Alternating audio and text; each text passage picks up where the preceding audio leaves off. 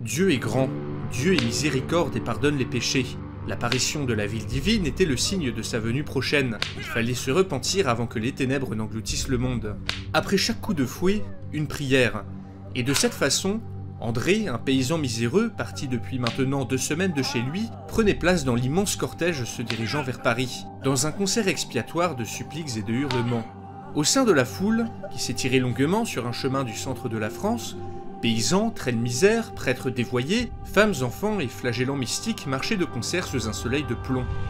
Un mois plus tôt, un prophète autoproclamé s'était lancé dans un pèlerinage vers la ville à la grande tour de fer, selon lui non pas une cité satanique, mais au contraire la Jérusalem céleste, envoyée par le divin lui-même, afin de guider son troupeau vers la rédemption. La preuve du caractère sacré de Paris, disait-il, était la grande toux qui s'était répandue après l'attaque du roi, signe que Dieu punissait les hommes pour avoir osé profaner la ville qu'il avait envoyée à l'humanité. Dans les campagnes, en effet, des dizaines de personnes succombaient à une étrange maladie, dont l'origine semblait remonter vers la ville nouvellement apparue. Durant son avancée, ce prophète se trouva des fidèles, convaincus comme lui du caractère divin du Paris moderne. Au fil des jours, la troupe de pèlerins s'agrandit, rameutant les populations les plus pauvres, celles qui avaient tout à espérer et rien à abandonner. Ainsi, une monumentale foule de plusieurs milliers de personnes se dirigeait vers le nord, dévastant, tel un essaim de criquets, tous les endroits traversés. Aucun seigneur ne semblait pouvoir arrêter seul la masse crasseuse et grouillante des pèlerins. Alors que le cortège atteignit un village, dont les habitants avaient fui dans le château voisin, un prêtre fit barrage au milieu du chemin. Muni d'une croix dans la main droite, l'abbé hurla sur l'avant-garde de l'immonde cohorte, criant à l'hérésie et les enjoignant de garder leur prière pour le seul vrai Dieu, qui n'avait sûrement pas amené sur terre cette ville démoniaque. Cette cité était une œuvre satanique, disait-il, destinée à pervertir le bon peuple de Francie. Mais malgré sa verve et son aplomb, ses arguments furent inutiles contre le déferlement fanatique qui s'ensuivit. André, l'homme de rien, affamé, déshydraté, et mis dans un état second par les coups de fouet qu'il s'infligeait, fonça sur le vieil homme pour le faire taire, suivi par une horde de ses compagnons. Le pauvre prêtre fut littéralement taillé en pièces, alors que le reste des pèlerins entonnait un hymne religieux à la gloire de Paris. Dans un concert de chants, de hurlements et de suppliques, les milliers d'hommes, de femmes et d'enfants, représentant toutes les strates de la misère du royaume, s'ébranlèrent vers le nord, entonnant d'une seule voix la phrase suivante : « Jérusalem céleste, tes enfants approchent ».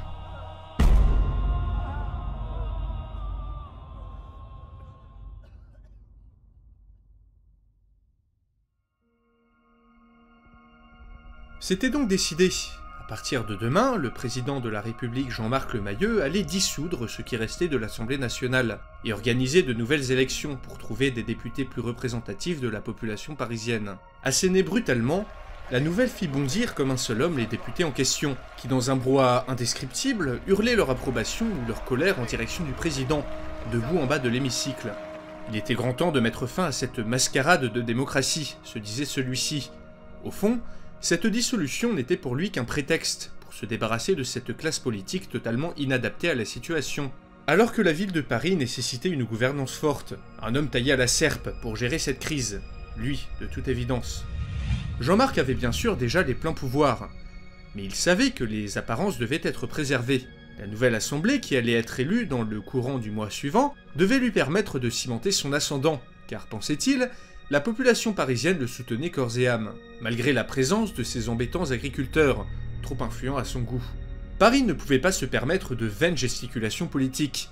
Un cap inflexible devait être fixé, afin de garantir la survie de tous. La famine, la maladie, la violence et l'exotisme du monde médiéval qui les entourait étaient autant d'arguments supplémentaires à son discours. De manière très pratique, la dissolution, puis les élections, permettraient d'éclipser la seconde bombe politique à venir. Le mois dernier, le bailli Renaud Desmazis avait, en tant qu'ambassadeur de Philippe VI de Valois, demandé au président Lemayeux d'aider le roi à mater la rébellion qui secouait la Flandre. La demande était osée, Paris n'avait rien à faire dans un tel conflit, et une décision pareille n'aurait jamais été envisagée dans une situation normale. Mais ces derniers temps, la normalité était devenue une denrée rare. Cette rébellion avait, dans la version moderne de l'histoire, été matée directement après le sacre du roi. Or, dans cette réalité, celle où Paris avait été téléporté en pleine année 1328, avait rendu cela impossible. Ainsi, le roi avait perdu sa légitimité à régner, et la révolte couvait chez ses vassaux, qui considéraient comme faible et lâche son pacte avec Paris. Renaud Desmazis avait fait comprendre au président que les livraisons de nourriture reçues par sa ville dépendaient des vassaux en question, qui rechignaient pour la plupart à sacrifier leurs réserves de grains pour, selon eux, au pire, des envoyés de Satan, ou au mieux, un peuple venu de nulle part qui avait humilié le royaume de France. Seule la peur panique des médiévaux envers la puissance du Paris moderne avait pour l'instant empêché Philippe VI d'être déposé. Le président comprit que le roi était aux prises avec une grave crise de légitimité, et que seul un coup d'éclat rapide, très rapide, pouvait dissuader ses vassaux de le déposer. Pour cela, le souverain du royaume avait besoin du concours de son nouvel allié, avait soutenu Renaud Desmazis, tout en grinçant légèrement des dents à la prononciation du dernier mot.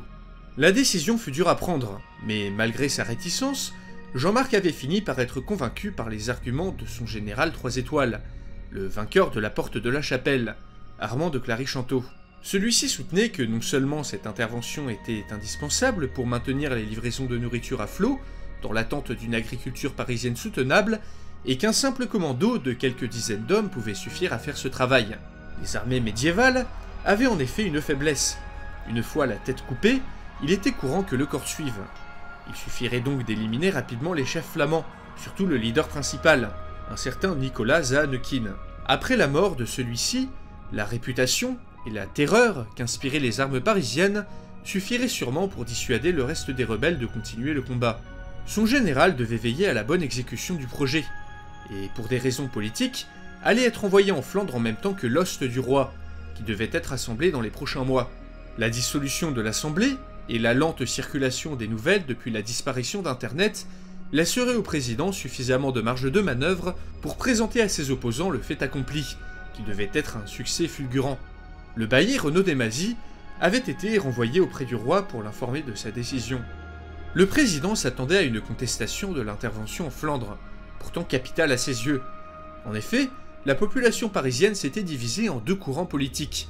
D'abord, l'interventionnisme, dont les partisans soutenaient que Paris devait apporter progrès techniques et connaissances médiévaux, et changer l'histoire afin de servir les intérêts de la ville. Et enfin, le non-interventionnisme, doctrine préconisant une isolation maximale du reste de la France, afin de n'influencer ni les mœurs, ni l'histoire de ce monde. Partisan acharné de la première doctrine, selon lui seul à même d'assurer la survie des Parisiens, Jean-Marc Lemayeux entendait bien imposer son point de vue, et faire taire les voix dissidentes qui saperaient un ordre fragile rétabli à grand prix. Émergeant de ses pensées, sous les acclamations et les huées des futurs ex-députés, le président de la République française sortit de l'Assemblée nationale d'un pas leste pour se diriger à l'Élysée, où un conseil capital l'attendait.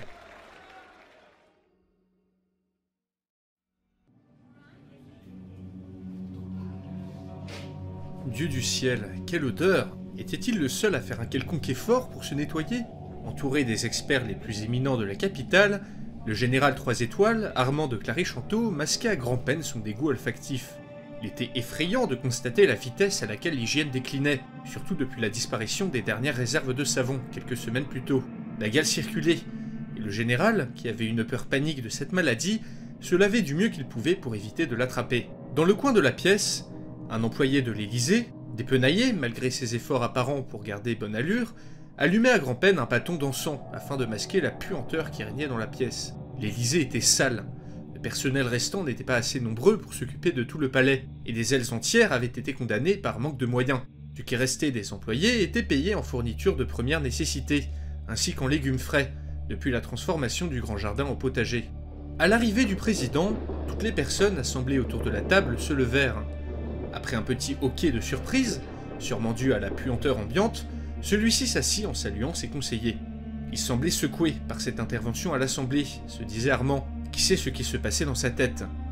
Depuis quelque temps, le général avait remarqué un changement chez Jean-Marc Lemayeux.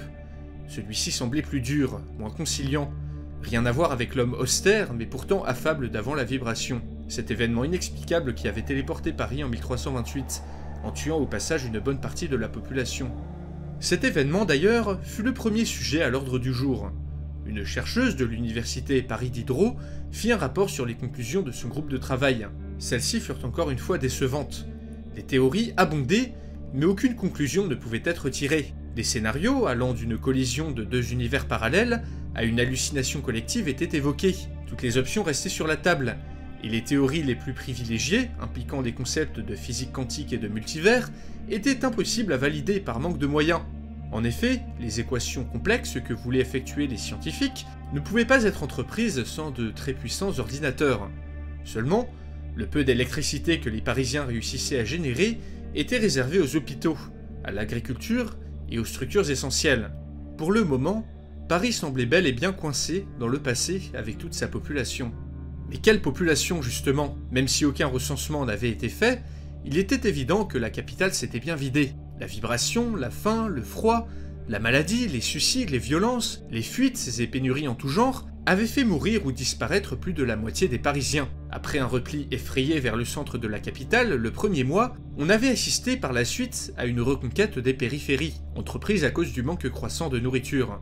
L'expertise des 10 000 agriculteurs présents au moment de la vibration avait été capitale, et de nombreux quartiers s'étaient organisés pour survivre, certains réussissant même l'exploit d'être quasi autosuffisants. Mais malgré les livraisons de nourriture du roi, qui s'amenuisaient de jour en jour, les Parisiens souffraient de la faim, et un immense système de troc s'était mis en place avec les marchands médiévaux, qui venaient nombreux dans Paris. En échange d'une table, de chaises, de bijoux, ou de n'importe quel genre de bibelot, la population achetait sa pitance aux négociants venus des alentours. Ce système permettait, pour le moment, aux Parisiens de ne pas mourir de faim. Mais pour combien de temps?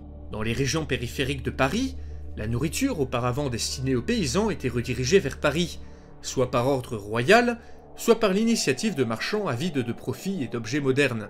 Outils, mobilier, fenêtres, carcasses de voitures, vélos ou même les pierres des immeubles parisiens, tout y passait, et tout ou presque avait une valeur énorme du point de vue médiéval.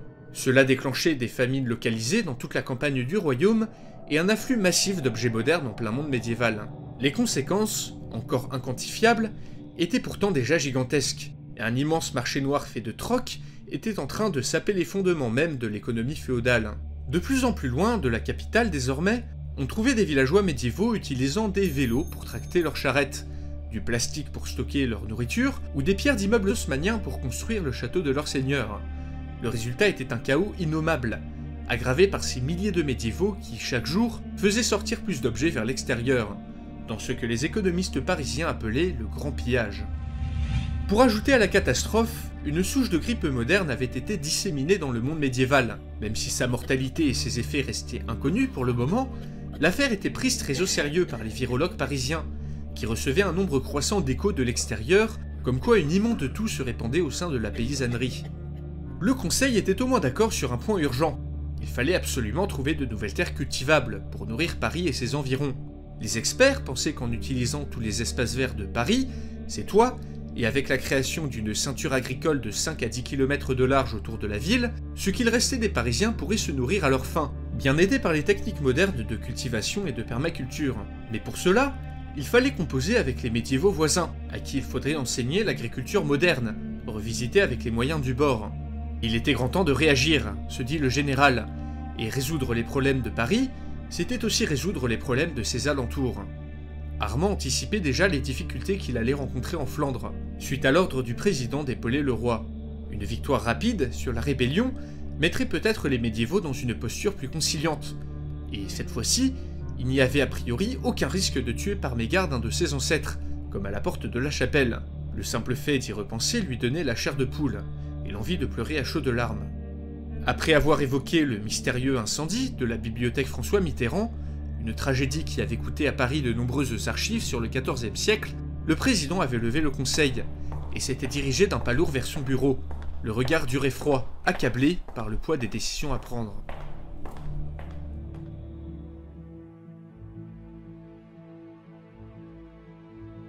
Tout en regardant un troubadour jongler depuis la fenêtre de la maison dans laquelle il vivait depuis bientôt 2 semaines, Marc, le médecin généraliste de la Réunion, se demandait encore ce qui l'avait poussé à suivre Pierrick, le paysan qu'il avait accueilli durant un mois, ou kidnappé, selon le point de vue. Était-ce parce que plus rien ne le rattachait à Paris? Y avait-il eu quelque chose qui l'avait vraiment rattaché à cette ville, à part sa tante désormais disparue? Était-ce parce qu'il s'était pris d'affection pour ce paysan bourru et ses rêves de fortune? Ou alors car ce Moyen-Âge dans lequel il se retrouvait plongé ne connaissait pas la médecine moderne, ce qui le rendait à la fois rare et important. Toutes ces questions, Marc les avait ruminées chaque soir lors de son voyage vers Orléans. Quelques semaines plus tôt, Pierrick s'était en effet mis en tête de monter un commerce d'objets parisiens avec son cousin Jeannot, et avait embarqué femme, enfants, Marc et une charrette remplie de déchets dans une expédition de plusieurs semaines. Pierrick ne semblait pas ravi d'emmener sa famille, même si les regards assassins de sa conjointe démontraient qu'il n'avait pas dû avoir trop le choix. Par contre, il était clairement ravi d'avoir Marc avec lui, au point que le médecin pouvait presque entendre les pièces teintées dans la tête du paysan à chaque fois qu'il croisait son regard. Le petit groupe avait rejoint un convoi de voyageurs contre une modique somme d'argent. Les bandits rôdaient, disait-on, et il était plus sûr de voyager nombreux. Même si la terrible bande de l'écorcheur était en cavale, diminuée et pourchassée de partout suite à l'assassinat du seigneur de Créteil. S'il y avait une chose que Marc détestait, c'était d'être au centre de l'attention, chose impossible à éviter une fois entré dans le cortège de voyageurs. Les regards étaient terribles, méfiants, hostiles ou juste curieux. Il n'en restait pas moins que la peau noire du médecin le faisait tout de suite sortir du lot. Ses origines réunionnaises ne lui avaient jamais posé problème à Paris, mais en pleine France du 1328, un noir était chose très rare, et la plupart des personnes qu'il croisait n'en avaient tout simplement jamais vu de leur vie. Les enfants étaient particulièrement effrayés par son apparence, et s'enfuyaient en pleurant dès qu'ils l'apercevaient. Chez les humains, l'inconnu était toujours effrayant. Ayant appris des rudiments du patois de Pierrick, Marc était enfin capable de communiquer avec lui. Les deux compères avaient convenu de le faire passer pour un négociant africain, de passage, car selon Pierrick, il était déjà assez embêtant que le médecin soit noir, mais si en plus les autres voyageurs apprenaient qu'il était parisien, alors il risquait d'avoir de sérieux problèmes. Néanmoins, le voyage se déroula sans encombre, et Pierrick put même vendre quelques bouteilles en plastique au prix fort, à quelques Italiens de passage, le début de la fortune selon lui. Plusieurs fois, le soir autour du feu, Marc dut répondre à quelques voyageurs curieux, qui posaient des questions sur son parcours et sa région d'origine. C'était généralement Pierrick qui répondait à sa place, inventant de très mauvaises histoires où il se réservait le meilleur rôle. Un peu mythomane sur les bords ce Pierrick, se dit Marc, après avoir compris que le paysan décrivait à son audience comment il avait sauvé le médecin des griffes d'une dizaine de bandits à lui tout seul. Affirmant être le seul capable de comprendre le langage du médecin, Pierrick se tournait régulièrement vers lui pour lui demander des précisions, en inventant des phrases sans aucun sens, faites de sons inventés. Jouant le jeu, le médecin répondait généralement n'importe quoi en créole réunionnais, provoquant des grands « oh » et des grands « ah » de la part d'une audience captivée. Encore une fois, pas le meilleur moyen de passer inaperçu. Ce fut également durant ce voyage que Marc apprit l'année où il se trouvait, 1328, une période de l'histoire de France dont il ne connaissait presque rien. Ils arrivèrent enfin à Orléans, une ville médiévale, n'ayant rien à voir avec son équivalent moderne. Traversé par la Loire, cet endroit fourmillait d'activités et de visiteurs venus de tout le royaume. Des murailles constellées d'habitations s'élevaient tout autour de la ville, et un balai humain incessant traversait le fleuve de part en part. Marc avait déjà vu des villes médiévales, mais rien d'aussi vivant. On aurait dit le tournage d'un film historique, un vrai voyage dans le temps qui lui laissait une impression de dépaysement total. D'autant plus que la langue parlée ici changeait encore du village de Pierrick. L'orléanais était le dialecte local, proche du francien d'Île-de-France, mais tout de même un peu différent. Cela faisait plusieurs semaines donc que Marc, Pierrick et sa famille logeaient dans la grande maison à colombage du cousin Jeannot, qui avait fait fortune dans le textile. Les premiers jours avaient été électriques. Pierrick et son cousin s'étaient séparés en très mauvais termes pour une histoire d'argent, et l'arrivée de Marc avait été accueillie par une panique générale dans la maisonnée. Il fut très difficile de convaincre Jeannot, mais les objets magiques et la ville de provenance du médecin finirent par l'intéresser. Assez en tout cas pour les autoriser à rester dans la maison durant quelques semaines, le temps d'évaluer les perspectives de vente des objets de Pierrick. Marc ayant la confiance du paysan, et étant un bon chrétien, ou en tout cas paraissant bon chrétien, la méfiance de la maisonnée finit par se calmer quelque peu. Même en restant cloîtré dans la maison, dans des conditions plutôt confortables pour l'époque, le médecin ne cessait de s'émerveiller de ce voyage dans le temps. Les meubles, l'architecture, la nourriture et même le cabinet d'apothicaire, rempli d'étranges potions, ne cessaient de le fasciner. Chaque jour était différent du précédent. Tout, dans les attitudes, les mentalités et les conversations des gens était une découverte. En quelques jours, Marc se mit au diapason de la vie médiévale. Dîner à midi, souper le soir, et entre deux, lecture fastidieuse de manuscrits en tout genre, tentative d'études poussées de ce qu'il put comprendre de la médecine de l'époque, ou encore espionnage des activités de la rue depuis sa fenêtre. Marc avait peur. Marc n'était pas sûr de connaître les raisons de sa présence ici. Mais au final, Marc découvrait plein de choses, et ne s'était jamais senti aussi vivant que depuis son départ de la Réunion. Cependant, il était bien illusoire de penser que son arrivée allait être tenue secrète bien longtemps. Orléans restait une petite ville, et dans les petites villes, on parlait beaucoup. De jour en jour, la rumeur enflait que le très estimé Jeannot, riche bourgeois de son état, hébergeait chez lui son bouseux de cousin, qui était accompagné par un homme à la peau noire, venu d'on ne sait où.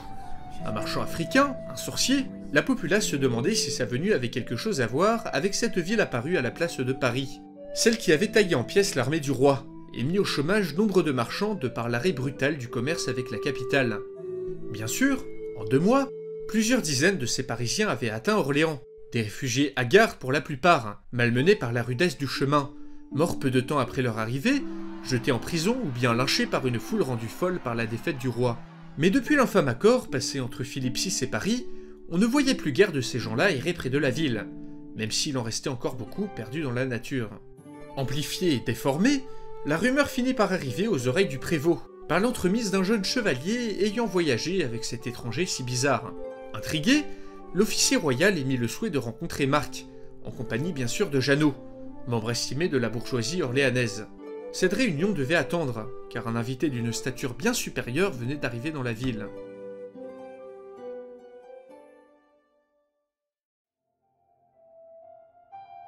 Partout son autorité était remise en question. Les ducs, les comtes, et même certains de ses baillis et sénéchaux se permettaient de lui faire parvenir leurs doutes et incertitudes sur sa politique. Devant la porte de la ville d'Orléans, Philippe VI de Valois était, comme souvent ces derniers temps, plongé en pleine réflexion. Au cours de son voyage, il avait pu constater dans les campagnes, de ses propres yeux, les changements opérés par l'arrivée de Paris. D'abord, d'étranges objets modernes bariolés se faisaient voir ici et là, d'une utilité variable, très sûrement utilisés n'importe comment. Mais ce qui le frappa le plus, lors de son voyage, était la misère, la famine qui semblait toucher les paysans des abords de Paris, privés de nourriture à cause des immenses livraisons que cette cité engloutissait chaque jour. En constatant cela, le roi se sentit humilié de devoir nourrir ses invités non désirés, au détriment de son propre peuple. Ce président lui avait promis de nouvelles techniques d'agriculture, de nouvelles sortes de grains, monts et merveilles qui n'arriveraient pourtant que trop tard pour sauver des milliers de ses sujets. Philippe sentit poindre une haine au fond de lui. De quel droit ces gens du futur s'imposaient-ils dans son domaine? De quel droit réduisaient-ils à la famine ses sujets et massacraient ses vassaux?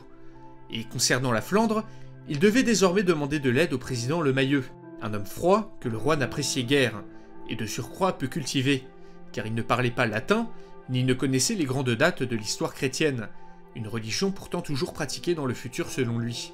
Il semblait également avant tout guidé par ses émotions.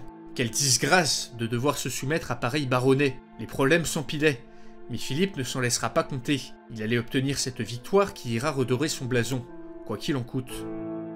Sa femme le tira de ses pensées pour lui distiller quelques conseils. Depuis l'alliance avec Paris, le roi était seul, très seul, et sa femme restait une des dernières à le soutenir dans chacune de ses décisions, rendant son soutien d'autant plus précieux. Certes, elle était impitoyable, endurcie par une vie de moquerie et de souffrance du fait de sa jambe déformée, mais Philippe aimait sa reine, et sa force de caractère inflexible qui la faisait craindre même par les grands hommes du royaume. Robert d'Artois, qu'il considérait comme son ami le plus proche, avait mis son fils en sécurité dans son fief de Beaumont-le-Roger, accompagné du conseiller Mille de Noyer. Philippe se dit qu'en ces moments de crise, la présence d'un ami très cher à ses côtés l'aurait bien aidé, mais il fallait penser à sa succession, et il était sûr que Robert ferait un tuteur très convenable pour son fils.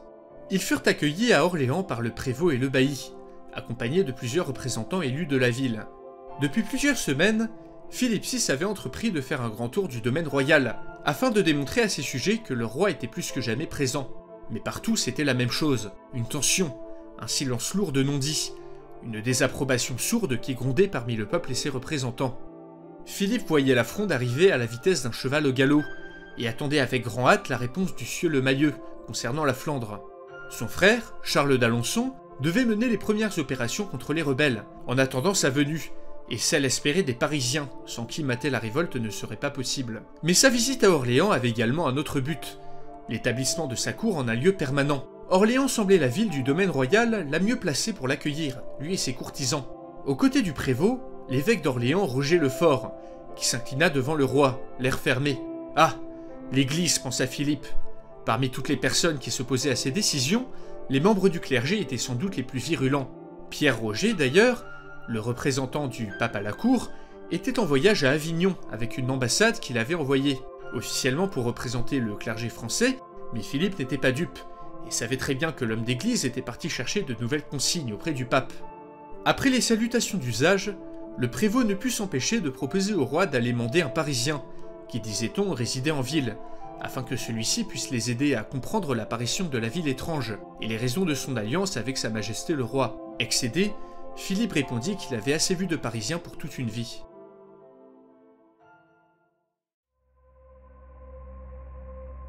Aujourd'hui, comme rarement depuis sa construction, le palais des papes d'Avignon était fourmillant d'activités. Venus de toute l'Europe, des ambassades se pressaient au milieu du grand cloître, où se faisaient entendre 10 langages différents. Castillan, français, italien, allemand, toutes les grandes puissances catholiques d'Europe avaient envoyé un représentant auprès du Saint-Père Jean XXII. Pierre Roger, le représentant du pape à la cour de France, allait bientôt être reçu par Jean XXII, qui devait avoir de quoi jubiler. En effet, parmi les ambassades présentes, seule manquait celle de Louis IV de Bavière, empereur du Saint-Empire, qui en ce début d'année avait nommé lui-même un nouveau pape, et ce en raison d'un conflit diplomatique. Un antipape, plus exactement, qui s'était brièvement établi à Rome sous le nom de Nicolas V. Non reconnu et désormais en fuite, cet antipape allait grincer des dents en entendant que les catholiques dans leur ensemble étaient largement restés fidèles à Jean XXII, comme en témoignaient les ambassades se pressant depuis quelques semaines à Avignon. La nouvelle de l'apparition de Paris était désormais connue de tous.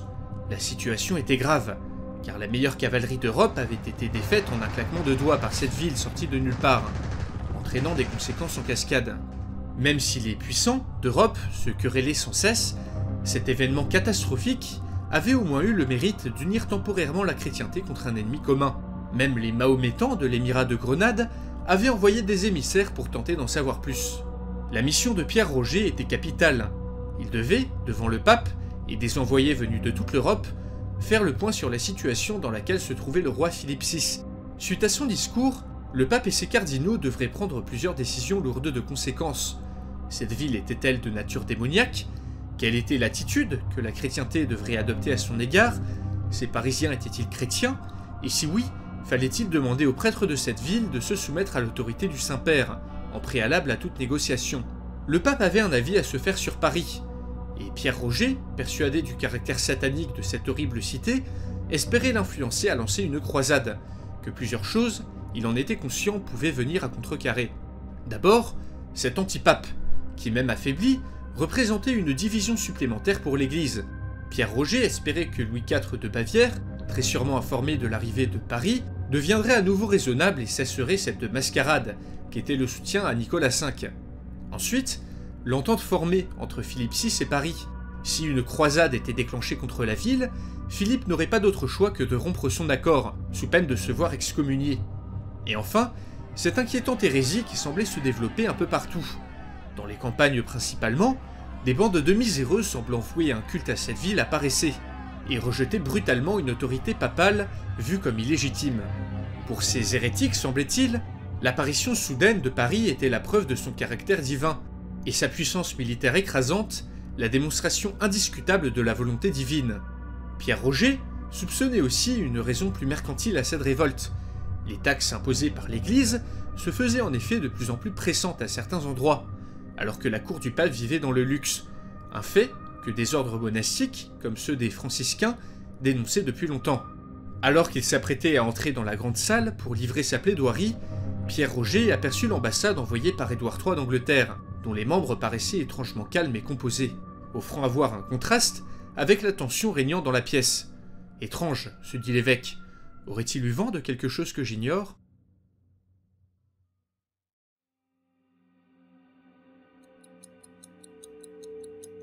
C'était donc ça, ce qu'on appelait une montre? Quel objet fascinant! Dans la bibliothèque du château de Windsor, la résidence des rois d'Angleterre, Édouard III manipulait dans ses mains l'objet que lui avait offert son étonnant visiteur. Une merveille d'orfèvrerie, un pur joyau de miniaturisation, se dit-il. Pas étonnant que la chevalerie du roi de France ait été taillée en pièces par une civilisation pareille, capable de telles prouesses technologiques. Arrivé depuis peu, Le Parisien, envoyé par Robert d'Artois, avait déjà chamboulé pas mal de choses. Auparavant, Édouard III, bien que théoriquement roi d'Angleterre, était dans les faits soumis à la tutelle de sa mère Isabelle de France et de son félon de concubin, Roger Mortimer, le comte des Marches, qui prenait un vilain plaisir à régulièrement l'humilier. Mais suite à l'arrivée de cet envoyé, le jeune souverain avait retrouvé des raisons d'espérer. La confiance de Robert d'Artois envers Auguste lui avait ouvert les portes de Windsor, et sa prédiction correcte de la mort d'Isabelle de Castille en juillet 1328 avait fini de les convaincre qu'il connaissait les événements futurs. Ce Auguste Thibaudeau avait rapidement réussi à s'attirer les faveurs de sa mère, en lui faisant miroiter les merveilles technologiques de Paris et les potentielles conquêtes que ses connaissances pourraient lui apporter, ainsi bien sûr que la défection potentielle de Robert d'Artois, qui était prêt à l'aider en échange du comté qu'il désirait. Mais Auguste jouait un double jeu. Il ne tarda pas à révéler la vraie raison de sa venue à Édouard, dans un entretien secret. Celui-ci lui présenta la ville de Paris comme une cité décadente, irreligieuse, où y était pratiqué le libertinage, la sodomie, et des collusions de toutes sortes avec des juifs et des mahométans. Il soutenait que non seulement la supériorité technologique de Paris permettrait au royaume de France de menacer les possessions anglaises sur le continent, mais aussi d'imposer son modèle décadent dans toute l'Europe, un modèle aux antipodes des valeurs qu'Édouard et ses pairs partageaient. Il continua en disant qu'entre les mains d'Édouard, les technologies parisiennes permettraient au royaume d'Angleterre de s'étendre et de prospérer pour des siècles.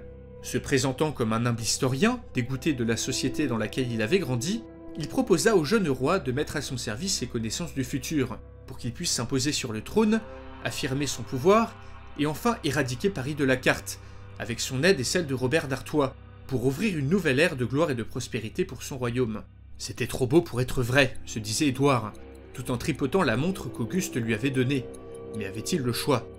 Les humiliations quotidiennes que lui faisait subir le concubin de sa mère étaient insupportables, et après le règne catastrophique de son père, il lui fallait vite s'imposer pour sortir le royaume du marasme dans lequel il était.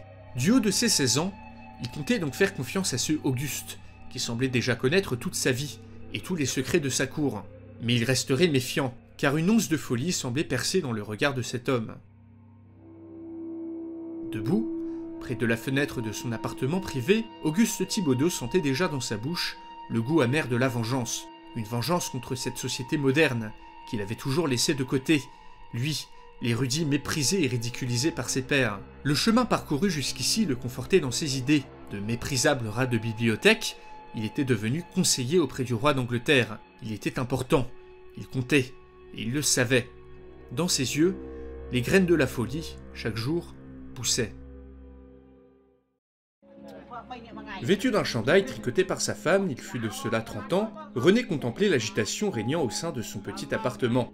Autour de lui, les représentants des Cambodgiens de Paris s'écharpaient depuis 1 heure sur un sujet devenu crucial pour les étrangers et immigrés de la capitale. En effet, René Luong de son nom complet, était cambodgien d'origine et habitait à Paris depuis bientôt 60 années, arrivé en France après avoir fui les Khmers rouges, qui détruisaient son beau pays. Même à plus de 80 ans, René gardait une santé de fer, une santé qui avait fait de lui un des rares Parisiens âgés à survivre à la vibration, cet événement qui avait téléporté Paris en pleine année 1328.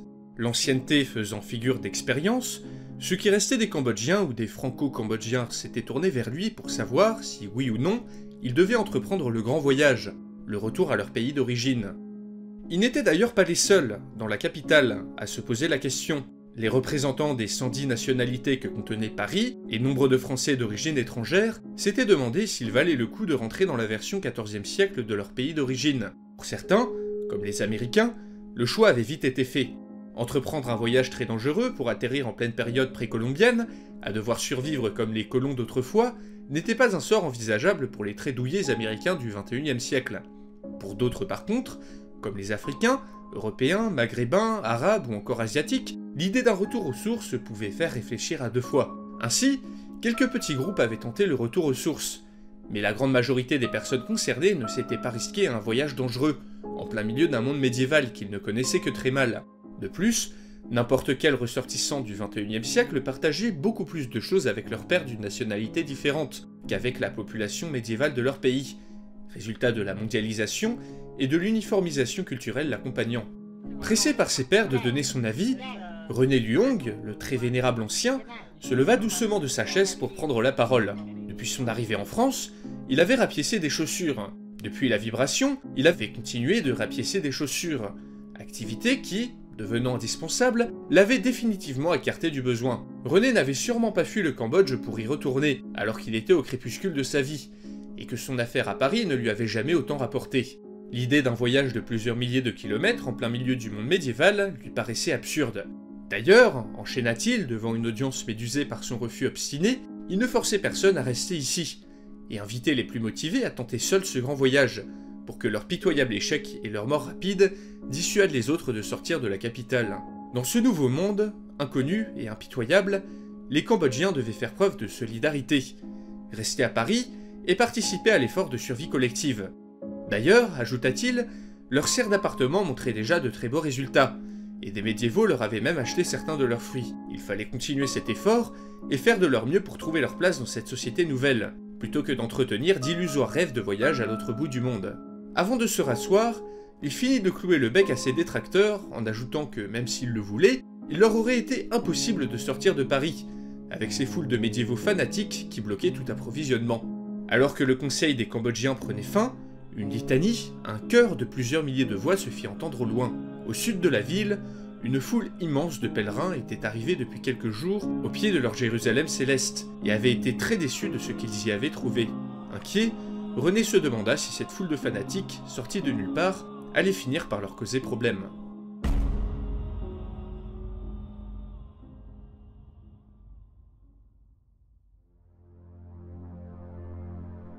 Mais que diable fallait-il faire pour qu'il y mette un peu d'entrain, se demandait Renaud Desmazis, en entendant récriminer une fois de plus le frère du roi. Durant toute cette journée, et particulièrement pendant cette réunion, il n'avait pas arrêté de contredire le bailli, qui s'efforçait du mieux qu'il pouvait de traduire les paroles du général parisien, vivement que Philippe prenne la tête de l'armée, car son frère était tout proprement imbuvable. Celui-ci, Charles d'Alençon, avait été chargé par Philippe VI, le roi, il y a quelques semaines, de prendre la tête de l'Ost envoyé en Flandre, de reconnaître le terrain, et de l'attendre pour porter le coup fatal à la rébellion qui secouait la région. Ce coup d'éclat devrait rehausser le prestige du roi, sévèrement touché depuis le massacre de la chevalerie française, porte de la Chapelle, ainsi que par l'accord de Paris, considéré par une grande partie des médiévaux, Renaud Desmazis compris, comme déshonorant. Mais il aurait été impossible, pour une armée massacrée et un roi impopulaire, de mater seuls les Flamands, et une petite troupe de soldats parisiens avait été détachée pour les aider. Celle-ci était menée par un général du nom d'Armand de Clary-Chanteau, patronyme étrangement similaire à un petit seigneur mort durant la charge vers Paris, que Renaud avait croisé moult fois. La soldatesque parisienne en elle-même se composait d'une trentaine d'hommes, armés de bouches à feu portatives, dont Renaud avait pu constater l'efficacité lors de son séjour à Paris. Tout en y repensant, il se rappela à quel point il avait détesté ce séjour d'ailleurs, qui lui en avait fait retirer un profond dégoût pour les mœurs et la société française du XXIe siècle. Par contre, ce temps passé à Paris lui avait permis de remarquer plusieurs choses. Tout d'abord, que la supériorité des Parisiens ne tenait qu'à leur armement technologiquement supérieur, et que celui-ci était limité. Ensuite, que le savoir de la capitale ne se limitait pas aux choses militaires, mais englobait de vastes domaines de connaissances qu'un chevalier éduqué comme lui pouvait se permettre d'appréhender. Ces dernières semaines, il avait acquis la conviction que ce savoir pourrait servir au royaume de France, et surtout à Philippe VI, envers qui il restait fidèle coûte que coûte. Déjà, durant son séjour à Paris, Renaud avait été très surpris d'observer la carte du monde, telle que les Parisiens le voyaient. La découverte de ce continent, qu'ils appelaient Amérique, la taille immense de l'Asie, ainsi que le contour du continent africain l'avait stupéfié. Il avait pu aussi voir des images prises du ciel, prises de haut, de si haut que le fier bailli en eut quelques vertiges. Il fallait absolument trouver un moyen de s'approprier ce savoir, par la ruse ou par la force s'il le fallait, mais en attendant, il fallait rester discret et prudent avec les Parisiens, qui avaient sûrement encore des tours dans leur sac, chose que le frère du roi avait toutes les peines du monde à faire. En effet, depuis le début de cette expédition en Flandre, il n'avait cessé de se plaindre. Déjà, il n'était pas satisfait du nombre d'hommes que Paris lui avait envoyés, selon lui ridicule. Ensuite, il s'était entouré des hommes les plus opposés à son frère et aux Parisiens, dont notamment le puissant duc de Bretagne, un fidèle du roi qui pourtant le critiquait vertement depuis l'accord avec Paris, ainsi que le comte de Flandre, qui voyait d'un œil très mauvais l'ingérence des Parisiens dans cette opération, ceux-là même qui avaient massacré la chevalerie du roi, et ainsi laissé la révolte s'étendre dans son comté. Et enfin, Charles critiquait sous cape la moindre décision de Philippe VI. Si Charles n'avait pas été le frère du roi, Renaud Desmazis aurait pu jurer qu'il montait une conjuration. Ceci mis à part, la campagne de Flandre semblait bien amorcée. À la nouvelle de l'arrivée de Lost, les révoltés avaient fui, et avaient fini par se barricader à l'intérieur de Bruges. Renaud soupçonnait bien plus la réputation des Parisiens d'être la raison du refus de combattre des Flamands, car l'ost du roi faisait peine à voir, et se composait principalement de levées paysannes et de mercenaires dépenaillés prêts à se débander au moindre choc. Armand, Charles et le bailli étaient au moins d'accord sur le plan d'action.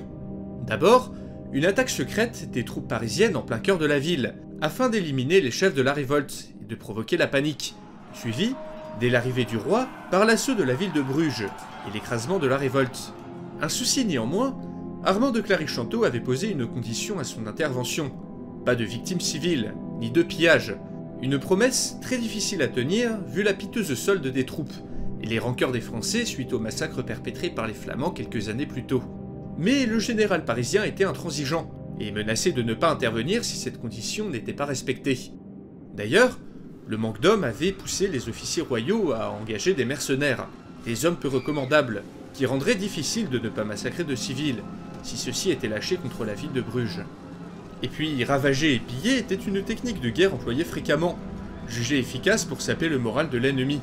S'en priver, pour des raisons éthiques, pour ne pas avoir à massacrer quelques paysans, n'avait aucun sens pour Renaud Desmazis. Encore une faiblesse chez ces Parisiens, qui semblaient accorder beaucoup d'importance à la vie des gueux.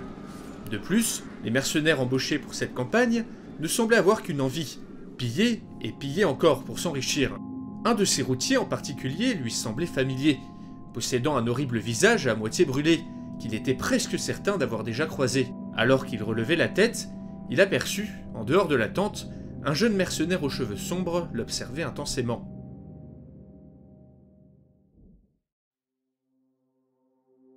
Pouvait-on vraiment lui faire confiance, se disait Yanis, en dévisageant Renaud Desmazis depuis l'extérieur de la tente.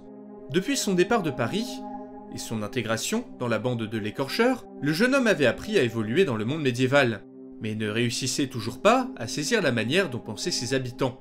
Pur produit de sa société malgré sa brève expérience anarchiste, Yanis constatait chaque jour la différence de valeurs entre modernes et médiévaux. Le sens de la communauté, le respect de la parole donnée, la hiérarchie de la société, les rôles des hommes et des femmes ou encore de la religion. Il fallait vraiment être né à cette époque pour savoir de quelle manière il fallait parler et agir en fonction de la personne à qui on s'adressait. Après l'assassinat du seigneur de Créteil par sa main quelques mois plus tôt, Yanis avait intégré cette bande de brigands médiévaux, enfin heureux de faire partie d'un groupe, d'être accepté quelque part, de remettre lâchement son sort entre les mains du criminel. Quelques semaines avaient été passées à piller des villages, à attaquer des fermes et à boire le fruit de leurs méfaits. Une par une, les barrières morales de Yanis avaient sauté, alors que l'écorcheur et sa bande ravageaient la campagne. Mais l'aventure avait vite pris un tour pour le pire, lorsque la paysannerie excédée engagea une troupe de routiers de passage, des mercenaires désœuvrés, en les payant avec des objets venus tout droit de Paris. Peu de temps après, ces brutes étaient tombées sur la bande de l'écorcheur à bras raccourcis, et en avaient tué la plus grande partie. Après cette rencontre, le reste des hommes se débanda, laissant seul Yanis, son pistolet, l'écorcheur et son second, un grand échalas nommé la Perche. Errant de village en village, louant leurs bras pour un bol de soupe, le groupe finit par entendre dans une taverne que l'armée royale recrutait des hommes pour aller en Flandre, et promettait 2 bons repas par jour aux volontaires. L'occasion était trop belle, mais l'écorcheur était connu de visage par de nombreux mercenaires, qui ne manqueraient pas de le dénoncer contre une somme d'argent. Un soir, devant les yeux horrifiés de Yanis, celui-ci se brûla volontairement, au tison, la moitié du visage, afin de se rendre méconnaissable. Un acte dément qui terrifia le jeune homme.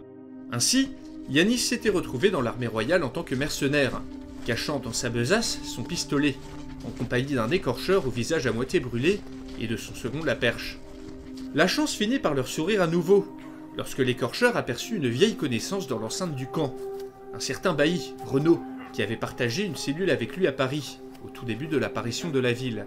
L'occasion était trop belle, les 3 hommes étaient pour l'instant incognito, mais se savaient traqués, et pouvaient tourner cette rencontre fortuite à leur avantage. Passer un marché avec le chevalier, ou le faire chanter, pourrait être un moyen de se faire amnistier de leurs nombreux crimes. Mais pour cela, il leur fallait glaner quelques renseignements. Yanis voyait bien que l'écorcheur pouvait détecter la merde à des kilomètres, et en avait reniflé des quantités à l'intérieur de ce camp, qui puait le complot à plein nez. En remarquant l'agitation parmi les gardes, ou les valets un peu trop curieux, qui tournaient en permanence autour des soldats parisiens, l'écorcheur sut qu'il se passait quelque chose, et comptait bien découvrir quoi. Yanis fut chargé d'observer les tentes des soldats parisiens, afin de déterminer ce que ces valets espions comptaient bien y trouver, tandis que la Perche fut chargée de poser des questions, et de capter la rumeur ambiante. Quelque chose puait, ici, et ils allaient bien finir par trouver quoi.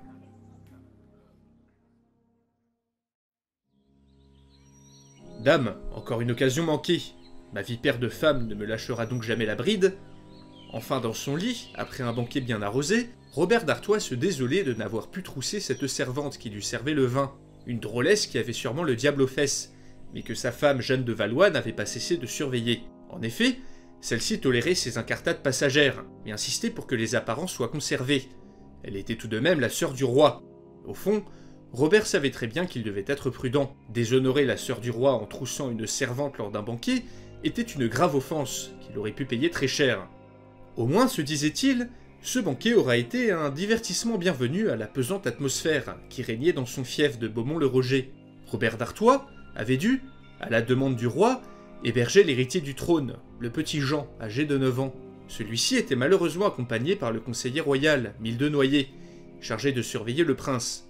Mais Robert soupçonnait plus le conseiller de le surveiller lui, sur les instructions de la femme de Philippe VI, qui ne lui faisait manifestement pas confiance. Ainsi, une lourde ambiance de méfiance s'était installée, et Robert, ne la supportant pas car bon vivant de nature, avait saisi au vol le prétexte d'une bonne récolte pour récompenser certains de ses paysans par un banquet.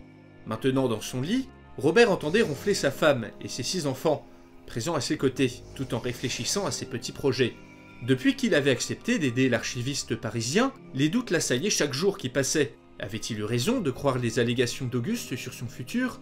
Son destin était-il figé dans le marbre, condamné à trahir le roi et se mettre au service d'Édouard III d'Angleterre? Sa conversation avec l'archiviste l'avait déjà poussé à lui faciliter le passage vers l'Angleterre. Mais avait-il bien fait? Après tout, son but était de récupérer l'Artois, des mains de la comtesse Mao. La méthode d'Auguste serait-elle la meilleure? Pas forcément. Et le message qu'il avait reçu tout à l'heure lui offrait peut-être un autre chemin vers l'obtention du comté. Un chemin déloyal certes, mais un chemin tout de même. Ce message, de la part de Charles d'Alençon, le frère du roi, l'avait laissé pantois. Déjà, le fait que Jean, l'héritier, soit à Beaumont-le-Roger semblait être connu de tous, alors que sa présence était supposée être tenue secrète. En sachant cela, Charles d'Alençon lui avait fait part, via ce messager, de ses intentions à l'égard du roi et de son héritier, et proposait tout simplement à Robert de s'associer à ses plans en échange de l'Artois. Il faisait désormais face à 2 choix, 2 routes qui lui permettraient de récupérer l'objet de sa convoitise. Les 2 étaient risquées et incertaines. C'était une décision que Robert, plein comme une outre, devait mûrement réfléchir. Se tournant sur le côté de son lit en grognant, il se demanda si la coureuse de rempart qu'il avait échaudée durant le banquet était toujours réveillée, et s'il était possible de s'éclipser du lit conjugal pour aller la retrouver, histoire de pouvoir prendre sa décision l'esprit clair et les bourses vides. Bon, c'était peut-être de la viande de chat, mais c'était de la viande, et Antoine Pichard, l'agriculteur, était content d'enfin sentir dégouliner sur sa barbe un jus chaud et sanglant, après des mois à s'être nourri d'une insipide bouillie d'orge. Oui, bon, Antoine mangeait déjà à sa faim, mais ce chat améliorait l'ordinaire. La situation alimentaire de Paris était fluctuante. Les livraisons du roi avaient fini par se stopper, mais étaient palliées par les cultures locales mises en place progressivement, et le troc avec les marchands médiévaux. Dans sa globalité, la population parisienne restante réussissait à se débrouiller elle-même, sans l'aide d'un gouvernement quasiment absent de la vie quotidienne. Les représentants de l'autorité, de la loi, se faisaient rares en effet. Dans l'ensemble, ceux qui restaient des forces militaires et de police étaient toujours fidèles au président, et tenaient d'une main de fer une zone de plusieurs arrondissements au plein cœur de la ville. Mais ailleurs, tout se décentralisait, et Paris s'était décomposé en de multiples quartiers plus ou moins autonomes. Dans la majeure partie des cas, la police et la justice n'étaient plus administrées par l'État, mais par des assemblées populaires ou des milices autoproclamées. Certaines rues étaient devenues des zones de non-droit, et des mafias, enrichies par le trafic d'objets modernes, avaient fait leur apparition. Les quartiers se regroupaient autour de familles, de figures charismatiques, et tentaient de faire face. Les lois et l'autorité de la République n'étaient plus qu'un lointain souvenir. Néanmoins, l'ensemble semblait plutôt bien fonctionner.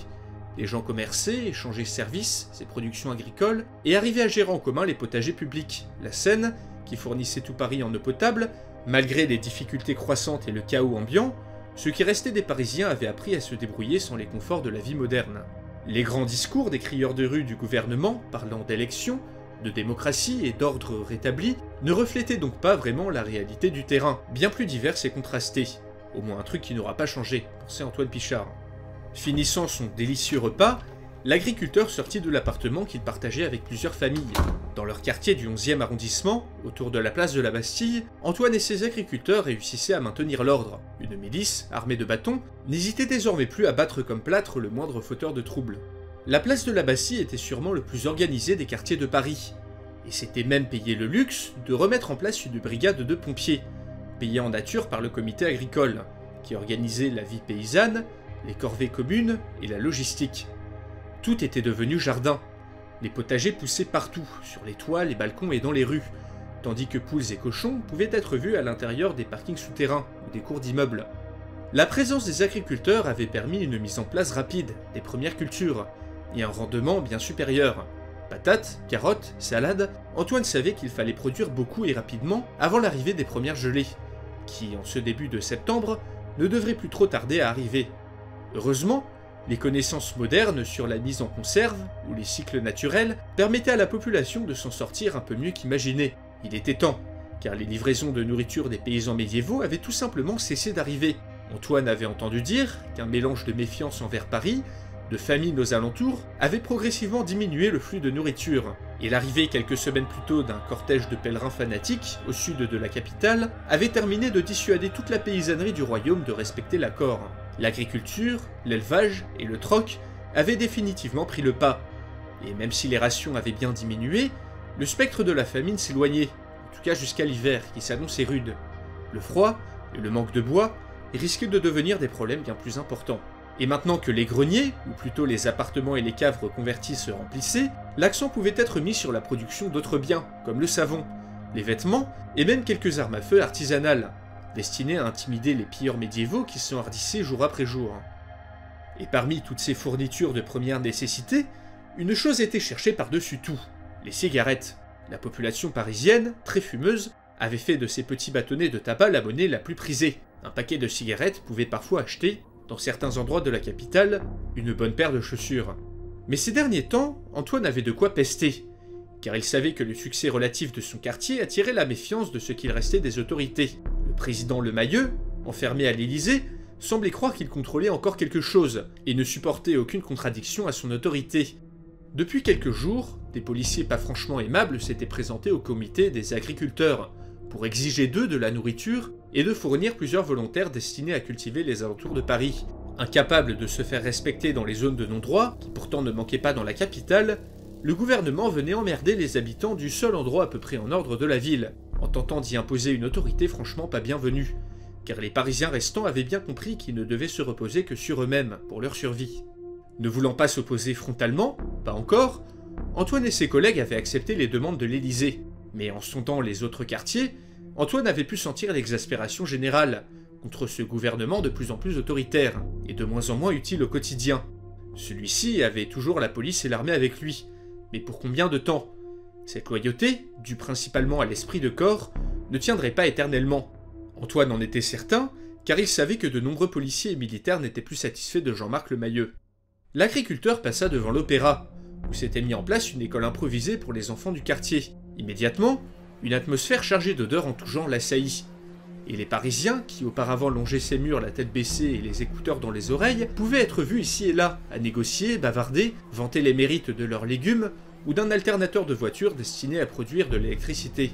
Pourtant, malgré cette atmosphère effervescente, Antoine pensait politique. Jean-Marc avait annoncé son intention de dissoudre l'Assemblée, fait qui troublait Antoine. Pourquoi prendre le risque de renvoyer chez eux la centaine de députés qui lui avaient voté les pleins pouvoirs? Le président était-il vraiment persuadé que la nouvelle assemblée lui serait favorable? Était-il à ce point aveugle depuis sa tour d'ivoire? L'agriculteur, lui, connaissait le bruit de la rue. Comme il aimait le dire, il prenait le pouls du peuple, et savait qu'en cas d'élection, il était plus que probable que le résultat ne plairait pas au président, qui pourrait être tenté de maintenir son pouvoir par tous les moyens. Il fallait faire quelque chose très vite, et virer ce bureaucrate incompétent de Lemayeux. Ses contacts répétés avec des députés déçus du président, ainsi qu'avec Kévan Rossignol, ce jeune bobo parisien qui avait eu tant de mal à s'adapter, l'avait convaincu de la bonne chose à faire. Il fallait une alternative à Lemayeux, une personne d'expérience, avec assez de poids politique, pour faire l'unanimité parmi la population, mais aussi parmi la police et l'armée. Quelqu'un de légitime, avec une dent contre le gouvernement actuel. Bien qu'agriculteur, Antoine n'était pas dénué de sens politique, et l'évasion d'une certaine personne lui avait créé l'opportunité qu'il leur manquait. Tout en poussant la porte d'un local technique, gardé par un agriculteur et un ancien policier, Antoine demanda d'un ton enjoué. « Bonjour, Madame Cousteau. Alors, comment on va aujourd'hui ?»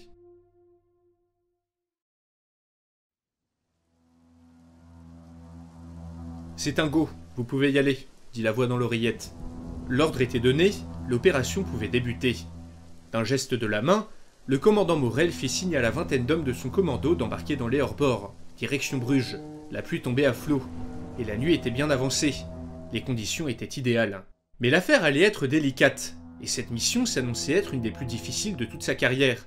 Son groupe était principalement composé d'officiers des forces spéciales, des gens entraînés et expérimentés, mais qui devraient s'adapter à des circonstances auxquelles ils n'avaient pas été formés. Déjà, la cohabitation avec les troupes du roi avait été fastidieuse et étrange. Le commandant se sentait surveillé en permanence, et les hommes de son commando n'étaient pas à l'aise non plus. Après la téléportation de Paris en 1328, beaucoup de hauts gradés, présents au sein de l'état-major à l'Hexagone Ballard, avaient dû reprendre du service à cause du manque de soldats réguliers, d'où la constitution de ce groupe hétéroclite à la moyenne d'âge de 37 ans, une bonne partie de ce qu'il restait des forces spéciales parisiennes. La cible était Nicolas Zanekin, le principal chef des révoltés flamands, ainsi que ses fidèles, qui selon les espions médiévaux, se trouvaient au nord de la ville, non loin de l'église Saint-Gilles. Le commando coupa les moteurs, puis jeta un œil en haut des remparts, grâce à des jumelles à vision nocturne. En haut d'une des tours, un fanion rouge flottait au vent. Parfait, c'était le signal. Les hors-bords se remirent à avancer, le moteur au minimum, pour passer doucement en dessous de la grille ouverte. Sur le côté du canal, plusieurs hommes sous cap, munis de torches, les regardaient passer en silence. Le commandant leur adressait un signe de tête. Le plus dur était fait, entrer dans la ville en toute discrétion. La garde semblait relâchée le long du canal. A priori, le gros des troupes insurgées était posté sur les remparts en face de l'Hoste Royal, de l'autre côté de la ville. Les deux hors-bords du commando coupèrent les moteurs au milieu du canal et utilisèrent les rames pour débarquer sur un petit quai. Le Bruges de 1328 était plongé dans le noir. La silhouette de l'église Saint-Gilles se détachait de façon très nette, faiblement éclairée par les étoiles. Laissant 5 hommes veiller sur les bateaux, le commando s'ébranla en rasant les murs le long des sombres allées de la ville. La maison indiquée par les espions n'était pas loin du quai, mais quelque chose tracassait le commandant Morel. Tout était calme, trop calme. Pas un chat, un chien, un garde ni un ivrogne ne s'attardaient dans les rues. Aucune fenêtre n'était allumée, et un silence de mort régnait sur la ville. La maison où résidait Nicolas Zanekin était au bord d'une petite place, près de l'église.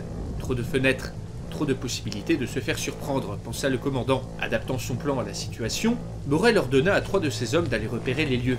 Le commandant entendait ses hommes progresser vers l'objectif, via l'oreillette, l'informant de la moindre de leur action, par des phrases très brèves.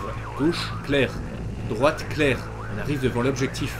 La communication fut brutalement interrompue. Le commandant Morel, inquiet, demanda des nouvelles plusieurs fois de suite, quand des coups de feu se firent entendre. Dans son oreillette, Morel put entendre un de ses hommes crier « Il nous attendait !» suivi d'un hurlement de douleur. Le commandant eut à peine le temps d'ordonner à ses hommes de se mettre en formation défensive que la place de l'église Saint-Gilles s'anima enfin dans un gigantesque déchaînement de violence. D'un coup, depuis les fenêtres, des flèches furent décochées par dizaines, et de lourds cailloux furent jetés sur le commando depuis les toits. Sur la place, devant les yeux horrifiés des Parisiens, une foule d'hommes en armes se déversait de tous côtés, criant Flandre et le lion, avant d'accourir dans leur direction. Alors que les soldats s'apprêtaient à lutter pour leur vie contre une meute médiévale enragée, le commandant Morel se demanda par quelle magie ces foutus flamands avaient été mis au courant de leur arrivée. Tout en regardant des gouttes d'un liquide indéfinissable s'écouler lentement le long des murs couverts de moisissures, l'ancienne maire de Paris, Danielle Cousteau, se demandait combien de temps elle devrait encore se cacher.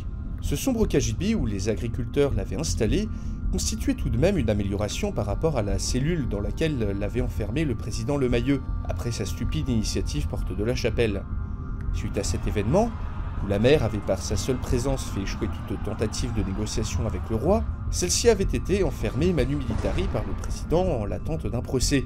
Les juges manquaient, et le procès, hautement politique, pour un président en mal d'autorité, avait été reporté, tandis que Daniel croupissait au fond d'une cellule dans des conditions indignes. 15 kilos en moins, mais surtout la perte de popularité du président Lemayeux, de plus en plus autoritaire, avait suffi pour donner des idées à ses derniers soutiens. Kévan Rossignol, l'ancien community manager de la mairie, devenu difficilement agriculteur depuis la Vibration, avait déplacé des montagnes pour la sortir de sa cellule.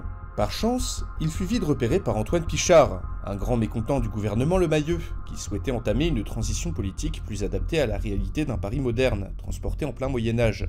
Ayant ses propres plans en tête, celui-ci accepta de faire évader Daniel. La chose fut facile. Prétextant un entretien avec la mère, Kévan n'eut aucun mal à soudoyer le seul policier de faction avec des cigarettes et de l'alcool, pendant que les agriculteurs occupaient le reste du commissariat en les taquinant avec 2-3 pavés. Une fois la cellule ouverte, Kévan assomma le policier d'un grand coup de poing, grâce à ses muscles endurcis par le dur travail agricole sur le champ de Mars, puis se faufila avec la mère en dehors du bâtiment. Cette évasion spectaculaire, quoique due principalement à des cigarettes et une bouteille de gnôle, provoqua de gros remous dans l'entourage du président. Ce qui restait de la police et de l'armée était désormais à la recherche de l'ancienne maire, qui se trouvait en sécurité à l'intérieur d'un local technique place de la Bastille. Antoine Pichard, le chef des agriculteurs, s'était montré très clair avec elle. Ne l'appelant pas Daniel, mais la Cousteau, le bourru paysan fit bien sentir à la pauvre femme qu'il ne l'aimait pas, et que celle-ci était la représentante parfaite de l'élite hors sol qu'il avait combattue toute sa vie. Mais Pichard n'était pas idiot, au point de laisser ses opinions primer sur l'intérêt général. Il était conscient que Cousteau restait très populaire auprès des Parisiens, était connu de tous et de toutes, et que le président Lemayeux devait être remplacé par quelqu'un d'expérimenté. En effet, les candidats ne se bousculaient pas au portillon. Tout le monde voulait virer Lemayeux, mais personne ne voulait prendre son poste. Il incombait donc à Daniel d'endosser cette responsabilité, à la fois pour se racheter de sa bourde, et parce que c'était à l'avis général des agriculteurs, la seule capable de fédérer les Parisiens. L'agriculteur voyait bien qu'en l'état, à cause des actions de Lemayeux, l'unité des Parisiens qui prévalait depuis la catastrophe commençait doucement, mais sûrement, à s'étioler. Petit à petit, les quartiers s'autonomisaient, et l'autorité du président était de plus en plus contestée à mesure de son repli autoritaire. Divisés, les Parisiens n'auraient aucune chance de s'en sortir. Il fallait donc les réunir autour d'une figure connue, elle, Daniel Cousteau, l'ancienne maire de Paris tombée en disgrâce. Ce ne serait pas facile, car la bourde de l'ancienne maire lors des négociations avec le roi avait grandement entaché sa réputation, même si personne n'aurait pu s'attendre à un tel enchaînement d'événements. Mais son expérience, sa popularité, ainsi que son statut d'opposante numéro 1 au gouvernement, faisaient penser à Antoine qu'elle était la seule candidate, pas la plus idéale, mais la seule, capable de remplacer Lemayeux, et d'unir Paris pour que la ville survive à cette dure époque. Une fois au pouvoir, celle-ci devrait entamer une grande concertation afin de mettre un terme à la Ve République, et d'entamer une transition vers un type de gouvernement plus adapté. Écoute bien, la Cousteau, on se comprenne toi et moi, continua l'agriculteur, tu es un outil qui va nous servir à nous adapter à cette époque, rien de plus. Ayant fini son discours, Antoine regarda l'ex-maire de Paris. Celle-ci était amaigrie et tremblante, enveloppée dans une couverture et présentant un aspect des plus misérables. Mais dans ses yeux, auparavant éteints par son horrible séjour en prison, brillait désormais une lueur éclatante.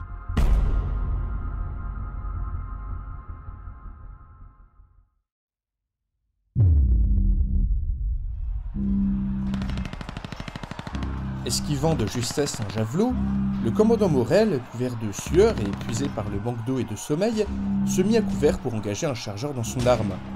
2 jours d'enfer, réfugié dans cette église, à subir les assauts des révoltés flamands. Suite à l'embuscade, lors de l'opération Commando destinée à neutraliser Nicolas Zanukin et impressionner les révoltés, le commandant et ses hommes avaient pu se replier en catastrophe vers l'église Saint-Gilles, au milieu de la place, en vidant leurs chargeurs sur la foule d'hommes en armes qui leur fonçaient dessus.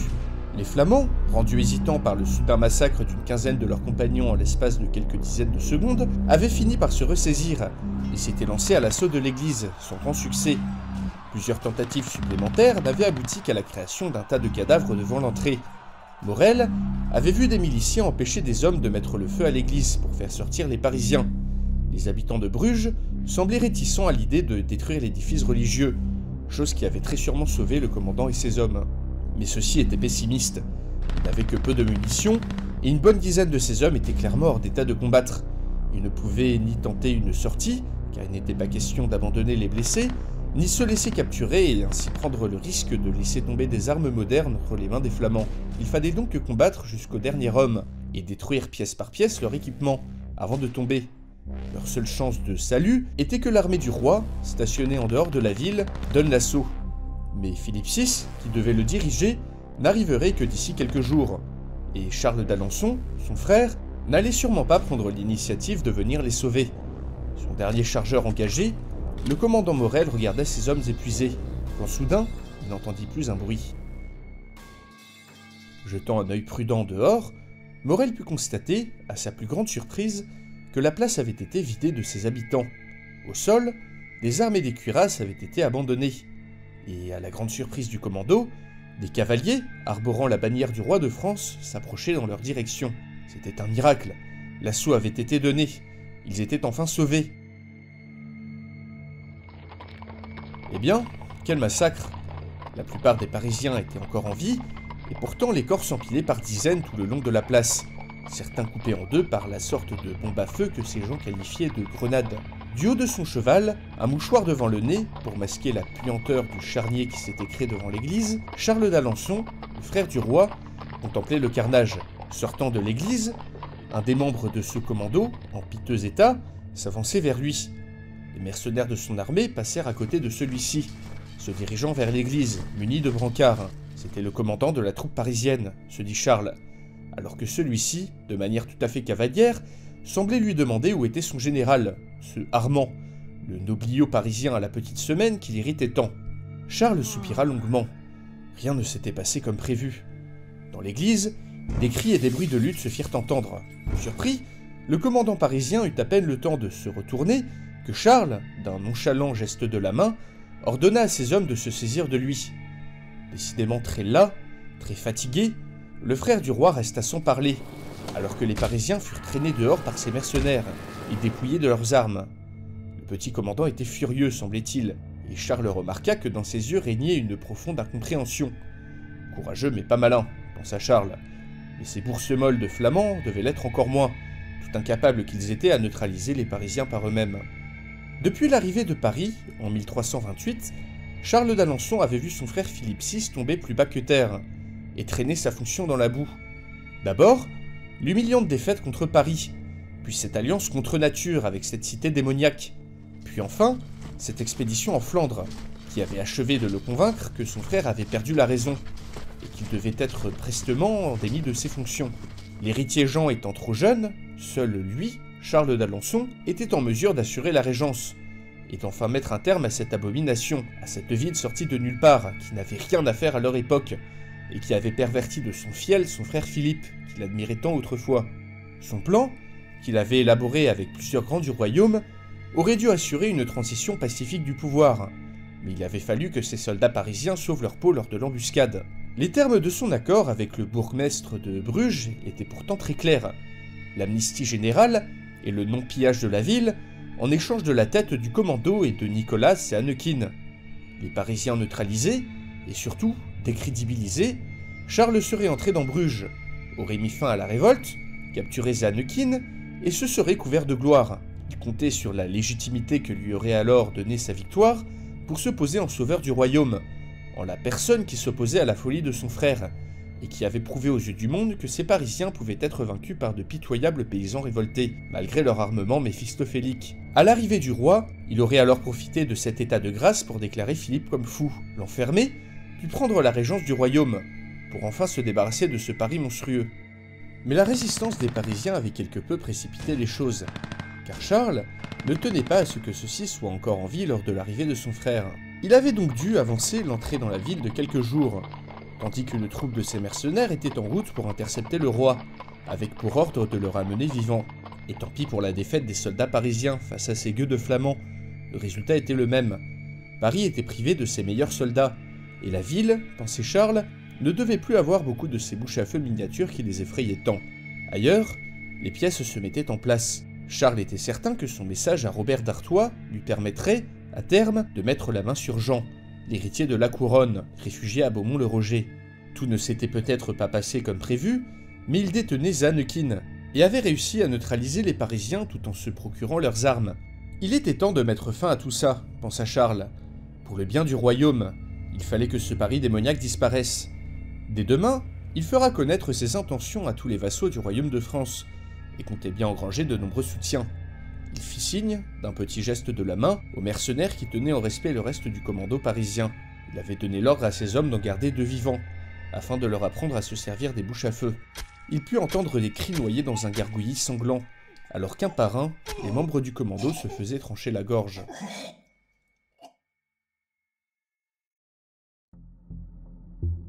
S'il y avait une chose que Yanis admirait chez l'écorcheur, c'était son remarquable sens de l'intuition. Après s'être engagé en tant que mercenaire dans l'armée du roi, le bandit avait flairé le complot et la tromperie, et il n'avait pas eu tort. Il n'avait pas fallu 2 jours aux 3 compères pour découvrir qu'il se tramait quelque chose dans le camp. Grâce à l'intuition de l'écorcheur, à la remarquable intelligence sociale de la perche, ou du noueux, le surnom qu'il préférait, et enfin, des connaissances parisiennes de Yanis, l'origine de ce coup monté avait été découverte, et leur avait permis de deviser un plan. Plusieurs choses leur avaient mis la puce à l'oreille. Déjà, les mercenaires avinés qui, le soir, braillaient à qui voulait l'entendre que les Parisiens n'allaient pas faire long feu. Ensuite, les mercenaires en question, des types aussi peu recommandables que l'écorcheur, qui pour l'instant passait inaperçu grâce à son visage à moitié brûlé. Ah oui, et puis les visites du valet de Charles d'Alençon aux différents chefs mercenaires. Une chose étrange que le bailli Renaud Desmazis aurait pu remarquer s'il ne persistait pas à rester dans sa tente.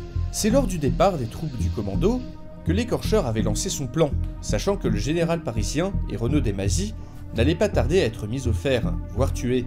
Le noueux resta avec les mercenaires, qui fourbissaient déjà leurs armes avec une impatience non dissimulée, ayant de toute évidence hâte de s'offrir du parisien au petit déjeuner.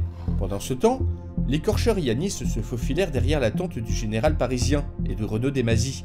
Yanis usa de son français moderne afin de se faire passer pour un membre du commando, et réussit à attirer Armand de Clary-Chanteau dans un endroit plus calme, afin de lui exposer le sort que lui réservait Charles d'Alençon. L'écorcheur, pendant ce temps, se chargeait de convaincre Renaud Desmazis qu'ils avaient tout intérêt à s'entendre. Sur un cheval lancé au triple galop, dans la campagne flamande, était juché un Renaud Desmazis furibond. Lui, fuir, quelle infamie, quelle disgrâce! Mais il lui fallait prestement prévenir le roi. À ses côtés, chevauchait le général Armand de Clary-Chanteau, et quelques-uns des hommes de confiance du bailli. Le propre frère de Philippe VI, le trahir, il n'en revenait toujours pas. Lorsque cet infâme pourceau d'écorcheur, qui lui avait bien semblé reconnaître, était venu le voir, il n'avait tout d'abord pas cru un traître mot de cette prétendue trahison. Puis Armand était venu le rejoindre, accompagné d'un jeune Parisien qui venait de lui montrer, en se cachant, le pillage en règle que subissait le camp des Parisiens depuis leur départ. La trahison était établie, et Renaud, en tant que fidèle du roi Philippe VI, ainsi qu'Armand de Clary-Chanteau, en tant que général parisien, étaient les prochaines victimes de ce complot. Il fallait fuir. Par chance, il semblait qu'une partie du commando, restée garder les bateaux, avait réussi à s'enfuir et était toujours en liaison avec Armand, grâce à une étrange boîte en fer permettant de communiquer à distance, à l'aide, semblait-il, d'ondes invisibles appelées radios. Le commando avait failli rentrer au camp du roi pour amener des renforts et libérer leurs collègues coincés dans Bruges, mais avait été redirigé au dernier moment par le général qui leur avait ordonné de les récupérer sur la côte pour se diriger vers Paris et expliquer la trahison de Charles d'Alençon au président. Il n'allait pas pouvoir affronter l'armée de Charles avec 5 soldats, même parisiens. Renaud Desmazis fulminait, car il était désormais redevable à ce pourceau d'écorcheur, ce vil violeur qu'il avait rencontré dans une cellule parisienne au début de la catastrophe. Un pareil personnage ne méritait que son mépris. Mais malheureusement, lui et sa petite bande, dont le Parisien, étaient devenus un atout particulièrement important pour le roi. Ils avaient donc conclu un accord. L'écorcheur restait dans l'armée de Charles en tant qu'espion, et Renaud intercéderait en sa faveur pour l'amnistier de la mort du seigneur de Créteil. Une telle promesse était contraire à toutes ses valeurs, à tout son sens chevaleresque, et lui donnait envie de vomir. Mais l'intérêt du roi allait au-delà de ses états d'âme, et le moment venu, l'écorcheur et sa bande se révéleraient être un atout décisif. Alors qu'ils arrivaient sur la côte, ils entendirent au loin une sorte de bêlement continu, caractéristique des véhicules parisiens. Avant de repartir au triple galop, Renaud eut une pensée furtive. Mon Dieu, l'héritier, le petit Jean, est-il en sécurité? Mais que faire du petit Jean? Que faire? Dans la grande salle de son château, à Beaumont-le-Roger, Robert d'Artois faisait face à un choix cornélien. Une missive de Charles d'Alençon avait failli le convaincre d'enfermer l'héritier du roi, afin de rejoindre la révolte des grands du royaume. Mais quelques jours plus tard, une missive d'Auguste, directement arrivée depuis l'Angleterre, l'avait enjoint de rester pour le moment fidèle au roi, et l'assurer que tout était sous contrôle. Il avait désormais un choix à faire. Soit rester fidèle au roi, soit le trahir avec son frère, ou bien le trahir avec le roi d'Angleterre. À l'étage du dessous, dormait d'un sommeil paisible et innocent l'héritier du trône de France, le petit Jean, à côté de Mille de Noyer, le conseiller du roi. Allait-il faire confiance à l'archiviste parisien? Que se passait-il en Flandre en ce moment même? Il lui fallait se décider rapidement, avant que le roi et ses troupes ne se ressaisissent. Après avoir relu une dernière fois la missive d'Auguste, et relu la missive de Charles, il fit appeler son valet, afin de lui donner l'ordre qui décidera du sort de l'héritier. Tremblant de froid, dans la lugubre infirmerie du château de Windsor, Auguste Thibaudeau héla un domestique qui passait, pour exiger qu'on lui apporte de l'eau de vie. La médecine médiévale étant ce qu'elle était, le médecin à qui le roi l'avait confié insistait pour cautériser ses nombreuses plaies au fer rouge. Auguste avait refusé, et optait plutôt pour une désinfection des plaies à l'alcool, ainsi que du repos. Son corps n'était plus que souffrance, douleur. Les tortures qu'il avait subies ces derniers jours avaient été éprouvantes, mais lui servirait de leçon. On ne jouait pas avec l'histoire sans conséquence. Quelques semaines après son arrivée à la cour du roi d'Angleterre, Auguste avait révélé à Édouard III que Roger Mortimer, le comte des Marches et compagnon de sa mère la reine, avait comploté pour assassiner son père. Mais Auguste avait sous-estimé Mortimer, qui un beau matin l'avait sorti de son lit pour le jeter au cachot, et avait ordonné qu'on le soumette à la question, jusqu'à ce qu'il avoue ses intentions de comploter contre la couronne. 2 jours affreux étaient passés dans les sous-sols. Coups de fouet, incisions, noyades simulées, Auguste avoua tout et n'importe quoi, surtout n'importe quoi, afin de sortir de cet enfer. Mais ce cauchemar se termina enfin, lorsqu'au bout de 48 heures, le jeune Édouard III entra dans son cachot, pour mettre fin au supplice, et annoncer qu'il avait jeté en prison Mortimer pour trahison, et envoyé sa mère dans un couvent. Il avait de toute évidence décidé de faire confiance à Auguste, et venait, 2 années plus tôt que dans la réalité, d'acquérir le pouvoir absolu sur la couronne d'Angleterre. Désormais alité suite aux tortures qu'il avait subies, Auguste se perdait dans de tortueuses réflexions. Ayant appris, pour l'expédition parisienne en Flandre, Auguste découvrait à sa plus grande horreur que l'histoire changeait bien plus vite qu'il ne l'avait escompté. Ses connaissances, sur le futur de ce monde, n'auraient bientôt plus aucune utilité devant la rapidité à laquelle Paris avait influé sur la chronologie qu'il connaissait. Et il se rendit bien compte, d'autant plus après avoir été torturé, que les subtilités de la cour anglaise lui échappaient. Son sauvetage in extremis par Édouard III était un coup de chance, et il aurait très bien pu finir mort, d'une horrible manière au fond de ce cachot décrépit. Il avait trop joué de confiance, et devait à l'avenir se montrer bien plus prudent. Mais ses connaissances encyclopédiques sur le Moyen-Âge se heurtaient sans cesse à la réalité. Il butait ici sur une tradition ou un usage jamais documenté. Ici, sur un bâtiment où des personnes complètement inconnues des livres d'histoire moderne, des façons de parler, des attitudes qu'aucun livre ne mentionnait. Le Moyen-Âge était en réalité très éloigné de ce à quoi il s'imaginait. Déjà, il fallait qu'il rassure Robert d'Artois, et avait décidé de lui envoyer un message indiquant que tout était sous contrôle en Angleterre, et que le jeune roi était désormais sous son emprise. Il ne pouvait pas lui dire que l'histoire avait changé au-delà de ses prévisions, car il fallait donner l'illusion à Robert qu'il maîtrisait le cours des événements, mais c'était tout de même une conclusion logique à laquelle Robert finirait sans doute par souscrire. Pour le moment, il devait garder le comte de Beaumont-le-Roger de son côté, car étant approche du roi, il était une pièce capitale afin d'atteindre son objectif, punir la société moderne. Mais au fond de lui, une petite voix se faisait entendre depuis son séjour au cachot. La société médiévale était-elle vraiment meilleure que la société moderne, Auguste? Était-elle vraiment plus pure et moins décadente, comme tu l'avais imaginé? Ne viens-tu pas d'être torturé pendant 2 jours par ces médiévaux que tu admirais tant? Ne serais-tu pas mieux parmi tes semblables, au lieu d'aller t'aventurer dans une société que tu ne connais que très mal, malgré tes études et ton savoir, disait la petite voix dans sa tête. Finalement, est-ce vraiment la société moderne qui est responsable de ton échec, alors même que tes actions ont failli te coûter la vie dans la société médiévale? Des larmes lui coulaient sur les joues à l'évocation de ses pensées, qu'il refoula instantanément au plus profond de son esprit. Il n'avait pas fait tout ça pour rien. Il n'avait pas tué Mathieu pour rien non plus. Il n'était pas une mauvaise personne. Ses actes étaient justifiés par ce qu'il avait subi tout au long de sa vie. Alors que la voix dans sa tête s'éteignait, En lui susurrant la promesse d'un retour prochain, une toux grasse se fit entendre dans le château. Depuis 2 semaines, une mystérieuse maladie avait fait son apparition au sein du royaume d'Angleterre. C'était toujours à lui de faire le sale boulot, maugréait Pierrick, aux commandes de sa charrette. Derrière lui, un petit convoi composé de charrettes, similaires à celles de Pierrick, s'avançait sur les routes boueuses menant vers Paris, escorté par une dizaine de gendarmes, spécialement affrétés par les bourgeois de la ville d'Orléans. Pierrick était convaincu qu'on le laissait à l'écart des conversations importantes. Déjà, seul son cousin Jeannot et Marc le médecin avaient été invités à voir le prévôt et la fine fleur de la bourgeoisie d'Orléans. Mais lui, rien. On l'avait laissé à l'écart comme un malpropre, alors qu'il avait eu l'idée du siècle en ramenant le médecin chez Jeannot. D'ailleurs, celui-ci était venu juste après lui demander d'aller à Paris, en compagnie d'un petit convoi, afin de ramasser le plus grand nombre d'objets parisiens.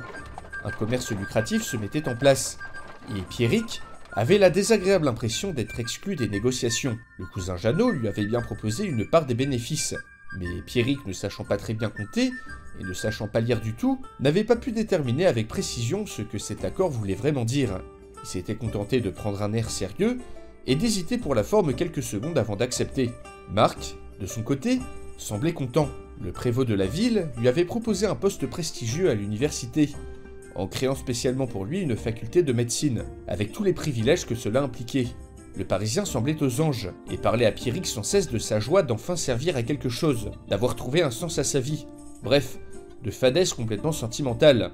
Car pour Pierrick, qui avait toujours vécu dans la misère, la vie, c'était d'abord bouffer de la merde par pelletées entières. La seule manière d'y échapper, surtout quand on essaie manant comme lui, étant de devenir riche pour mettre sa famille à l'abri. Ces âneries de sens de la vie, c'était là bien un raisonnement de Parisien moderne qui avait tout plein d'objets magiques pour son confort. Marc avait parlé de maladies, de pestilence, de grippe, et avait soutenu qu'il allait faire de grands progrès à cette ville en matière d'hygiène. Il avait le beau rôle celui-là, tiens, et pendant que Marc avait le cul bien au chaud, au milieu de ces péteux de l'université, et bah le Pierrick, lui, il allait faire le dur boulot, et son cul, après 10 heures de charrette, il était en compote. Mais enfin, le trajet était presque fini, et Pierrick pouvait apercevoir, au loin, les étranges formes des bâtiments composant le Paris moderne. Il allait, lui, au bord de la Seine, ramasser les objets magiques, et plus particulièrement ce fameux plastique, qui, en bouteille, ou en contenant quelconque, était devenu la matière la plus prisée du monde médiéval. Passant à travers un village, le paysan put voir les changements drastiques qui avaient eu lieu depuis son dernier passage dans le coin. Ici et là, des habitants se promenaient avec des vêtements parisiens. L'homme le plus important du village se devait désormais d'arborer fièrement son t-shirt ou son basket, quel que soit le nom de ces étranges vêtements que Marc avait tenté de lui apprendre. Le plastique, lui, était partout.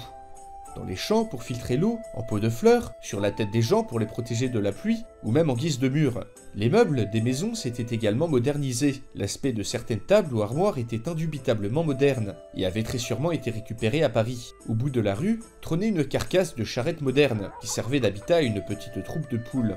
Globalement, pensa Pierrick, les objets modernes s'étaient très vite mêlés à la vie quotidienne des manants, qui redoublaient d'ingéniosité pour en trouver de nouveaux usages. Le convoi arriva enfin près de la Seine, dans un renfoncement du fleuve à 20 km de la ville, où tous les déchets charriés par le fleuve avaient été entraînés. Malgré l'appétit médiéval, pour tous ceux qui venaient de Paris, la nappe d'objets magiques s'étendait encore sur plusieurs centaines de mètres. Il n'y avait qu'à se pencher pour ramasser. Tout en regardant passer une barge qui dérivait tranquillement sur le fleuve, Pierrick continuait de maugréer.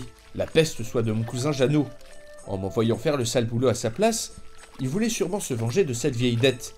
Une petite dette de rien du tout. Après tout, Pierrick cessa soudain sa réflexion, alors qu'en plongeant ses mains dans le fleuve, il en sortit ce qui était sans doute une main humaine. Jurant ses grands dieux, le paysan se signa plusieurs fois en reculant précipitamment. Diable, les Parisiens se noient avec leurs objets maintenant? Mais que se passe-t-il donc en amont du fleuve? 20 km à l'est de Pierrick, à vol d'oiseau, la foule d'illuminés campant depuis maintenant plusieurs semaines au sud de la capitale, dans d'horribles conditions, avait décidé que Paris n'était pas la ville divine qu'on leur avait promis. Et d'un coup, lors d'un accès de rage collectif, avait aussi décidé que Paris devait être puni pour les avoir déçus. Menée par des fanatiques ivres de rage, la foule avait commencé par exterminer ses meneurs, puis était entrée dans la capitale, pillant et massacrant tout sur son passage.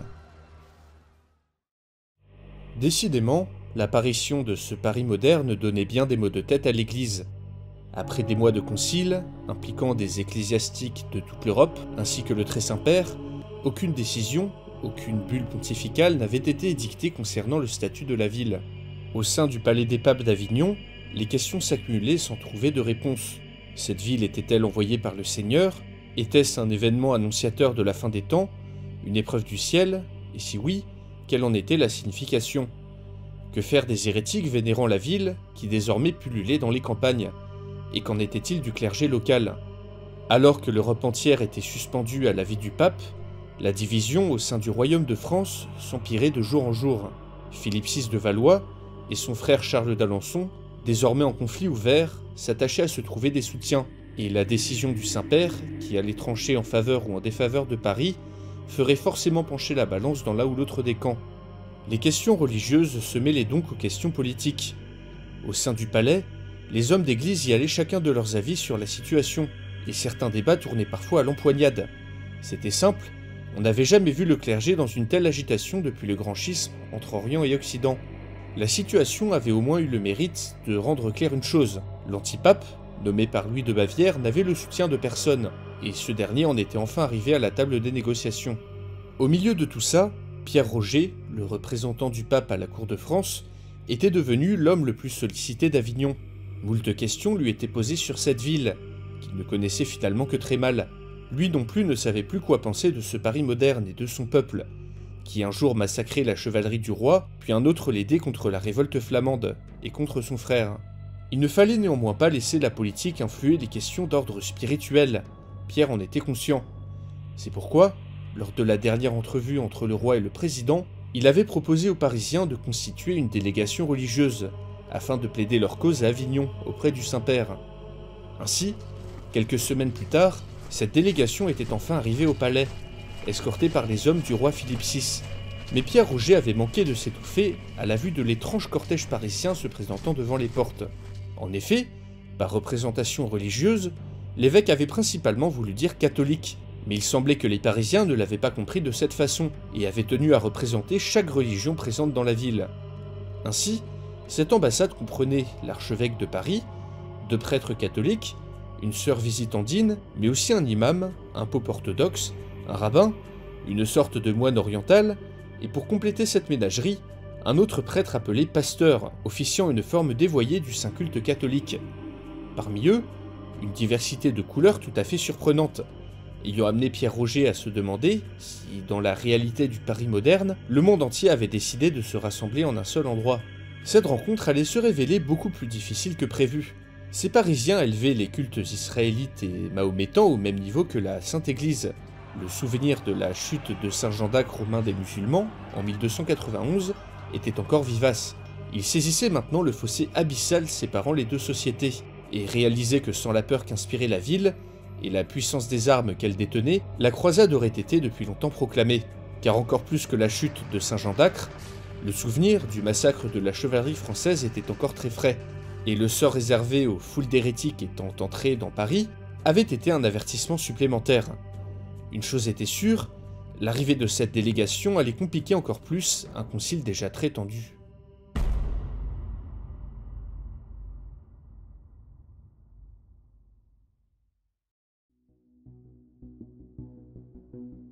Au sein de l'Hexagone Ballard, le QG de ce qui restait de l'armée parisienne, Armand de Clary-Chanteau tournait en rond dans son bureau. Lui, militaire de carrière, fidèle général de la République, devait maintenant prendre la décision la plus difficile de sa vie. En face de lui, le chef des agriculteurs, Antoine Pichard, attendait patiemment la réponse à sa proposition. Ces dernières semaines avaient été éprouvantes pour tous les Parisiens. Lorsque la foule de pèlerins fanatiques venus de toute la France s'était ruée dans Paris, les habitants de la ville avaient bien cru leur fin arriver. La foule enragée s'était d'abord répandue dans les rues, massacrant et pillant tout sur son passage. Devant cette situation, le président Lemayeux avait été incapable d'organiser la défense, et manifestement dépassé par l'ampleur du désastre, s'était prostré dans une sorte de mutisme halluciné. Le chef de l'État, sonné, était incapable de formuler un seul ordre cohérent. Son premier ministre avait bien pu prendre quelques mesures pour retarder l'assaut, mais sans aucun ordre du président, la machine gouvernementale s'était retrouvée bloquée.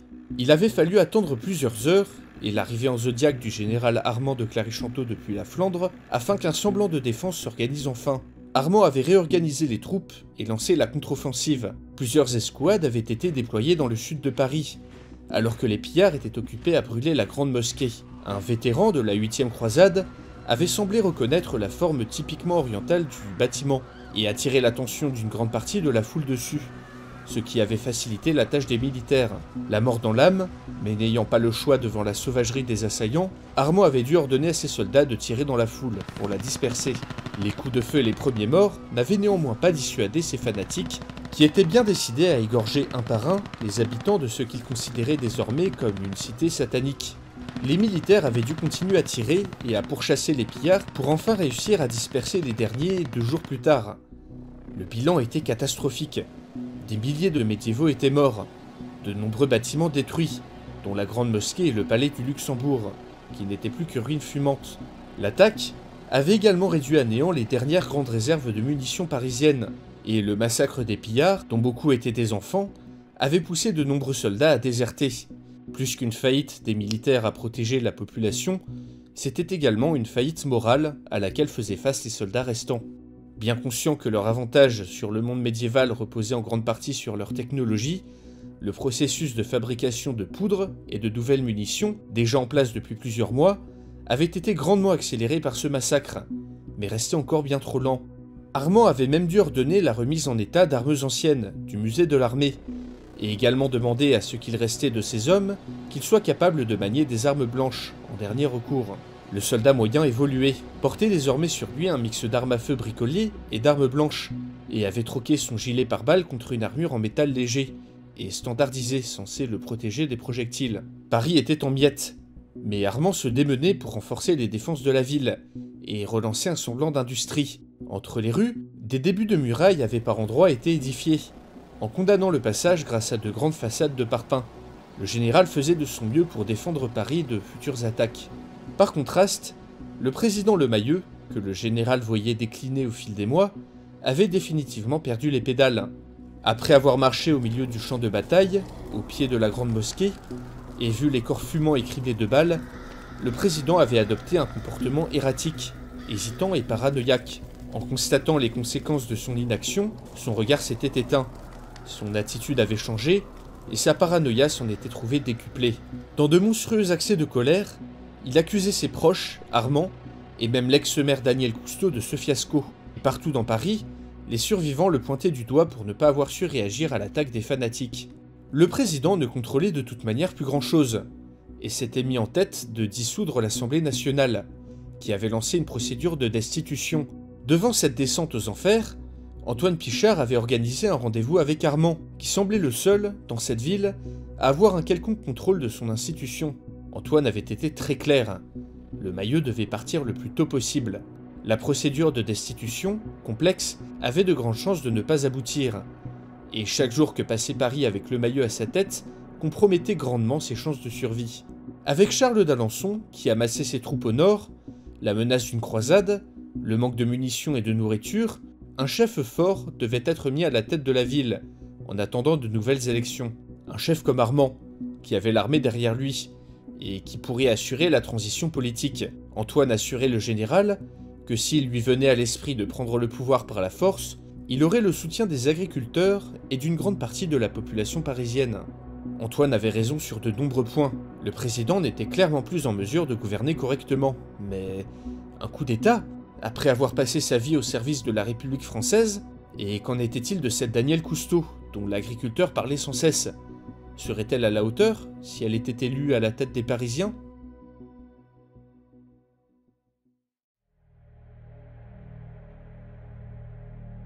Même si elle était contente d'enfin pouvoir ressortir à l'air libre, Daniel Cousteau, l'ex-maire de Paris, était effrayé par les changements qu'avait subis la ville en seulement 6 mois.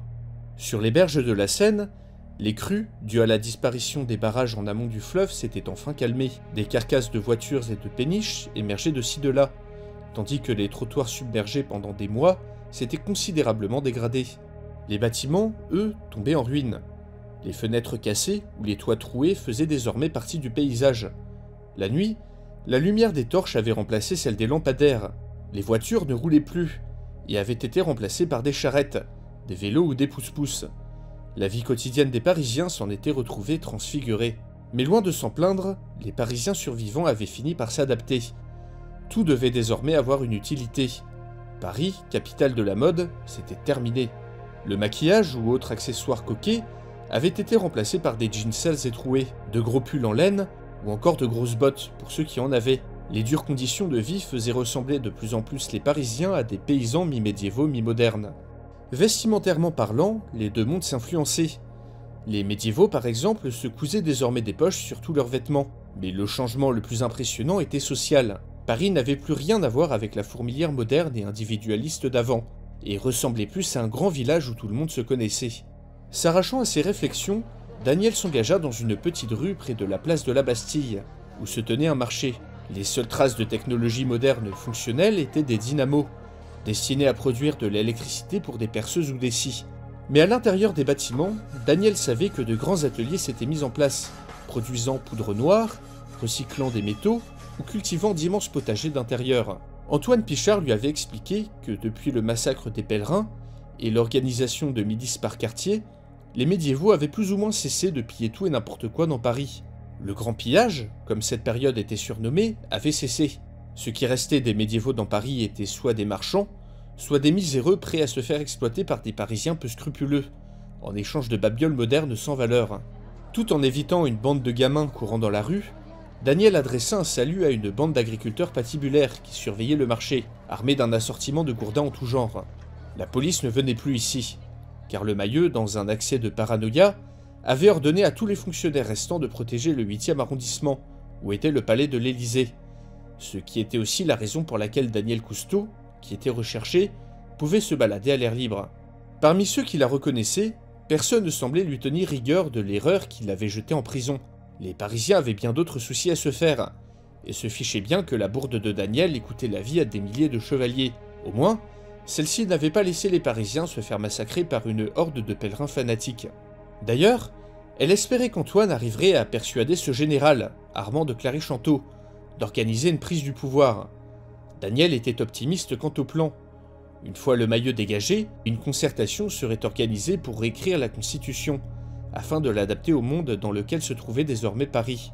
Par la suite, des élections seraient organisées, qui devraient mieux refléter les différents quartiers de la capitale, et auxquels elle comptait bien participer. Il fallait néanmoins faire tout cela avant la fin de l'hiver, car Charles d'Alençon, qui rassemblait ses troupes au nord de la capitale, comptait attaquer au printemps. Pour le moment, Paris était incapable de frapper préventivement, et le roi, à qui le Mailleux avait fourni de l'or avant l'attaque des pèlerins, ne disposait que de troupes réduites. En attendant la fin du mauvais temps, qui rendait impossible toute opération militaire d'envergure, le plus grand danger ne venait pas de l'extérieur, mais bien de l'intérieur. En effet, après les élections législatives anticipées ayant eu lieu quelques mois plus tôt, les royalistes avaient refait leur entrée au Parlement, et constituaient désormais une force politique de plus en plus importante. Menés par leur chef de groupe, Tanguy Antonèse, issu d'une vieille famille de la noblesse française, les royalistes avaient enfin mis leurs différends dynastiques de côté, pour se mettre d'accord sur une chose. Paris devait intégrer le royaume de France, et accepter Philippe VI de Valois comme souverain. De plus en plus populaire dans certains quartiers, cette alternative à la République gagnait le soutien d'une partie des Parisiens, fatigués des conflits et désireux de s'intégrer pleinement au Moyen-Âge, quitte à perdre certaines libertés. Un programme stupide, pensait Daniel, qui méprisait cette noblesse désargentée tentant de retrouver leurs privilèges. Ce Tanguy Antonèse et ses petits amis voulaient ramener Paris à l'époque féodale et détruire les libertés acquises par la Révolution. Elle vivante, elle ne laisserait pas ces gens rétablir le système de caste, car pour elle, la République et sa devise, liberté, égalité, fraternité, devaient être préservées à tout prix dans un monde médiéval hostile. D'ailleurs, l'énorme participation de la population aux dernières élections montrait que les habitants de cette ville étaient encore farouchement attachés à leur liberté. Prenant des nouvelles auprès des miliciens, Daniel apprit que le projet de muraille verte entourant Paris avançait à petits pas, mais que pour le moment, les seules choses qu'avaient ramené les agriculteurs des champs étaient plusieurs techniques oubliées d'agriculture. Les maladies, la nourriture, les guerres, le président et les royalistes, voilà bien des soucis qui devaient être résolus très bientôt. Car si Daniel se rappelait bien de ses cours d'histoire, la guerre de 100 ans et la peste noire n'étaient pas si loin.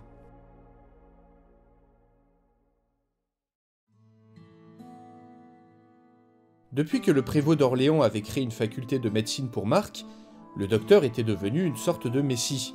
Le fait qu'on l'ait nommé si vite à une position si prestigieuse, qu'il soit un médecin parisien, et que sa peau soit noire, lui avait donné une aura de mystère, d'exotisme et de sagesse, qui chaque jour attirait tous les malades de la ville aux portes de l'université.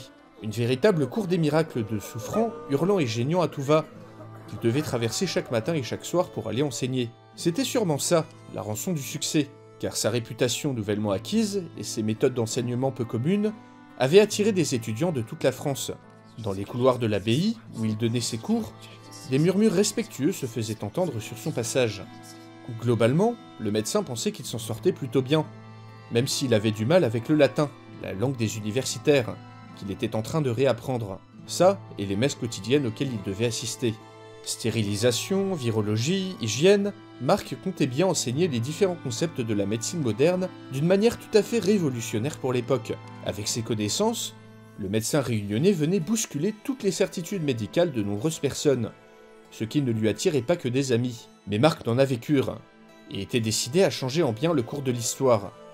En effet, la peste noire allait bientôt déferler sur l'Europe, et le médecin était convaincu qu'en enseignant de bonnes pratiques d'hygiène et des rudiments de virologie à ses étudiants, il parviendrait à grandement limiter la propagation de la pandémie, au moins à Orléans.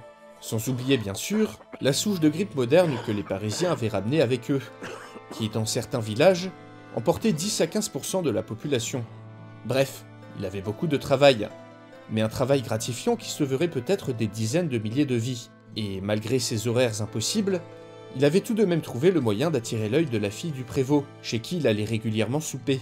Une certaine Constance, mignonne et modeste petite brune de 19 ans, un âge très avancé selon son père qui désespérait de la marier un jour.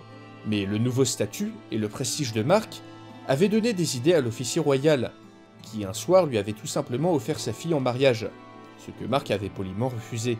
Néanmoins, le prévôt était insistant, et cette Constance diablement jolie. Tout ceci était si rapide, et Marc voulait connaître un peu plus la demoiselle avant d'accepter de se marier avec. Il fallait qu'il demande des conseils à Pierrick sur la manière médiévale de faire la cour.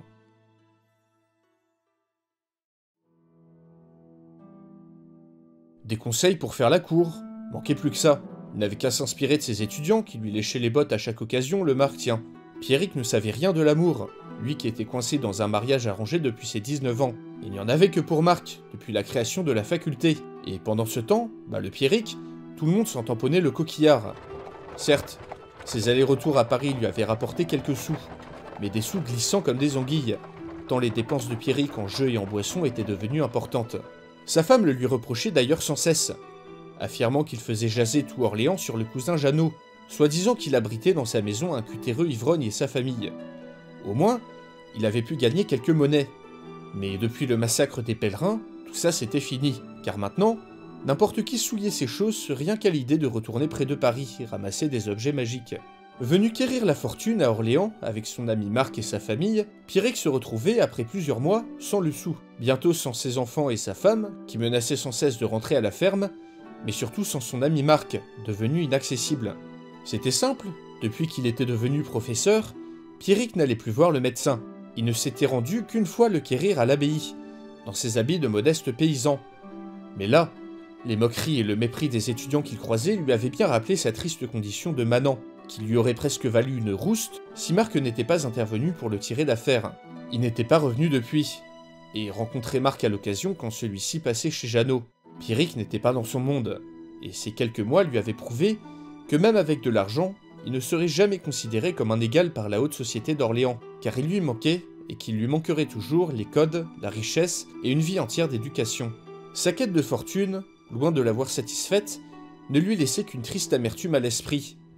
Était-il condamné à rester gueux toute sa vie, à patauger dans la misère la plus noire? Marc lui avait expliqué qu'à son époque, même si les différences de richesse et les différences sociales subsistaient, il était écrit dans la loi que chaque personne possédait les mêmes droits que les puissants, et que les castes n'existaient plus. Ce système avait de toute évidence permis aux Parisiens de bénéficier d'une abondance exceptionnelle de nourriture et d'objets magiques, alors qu'ils n'avaient plus de roi pour les gouverner.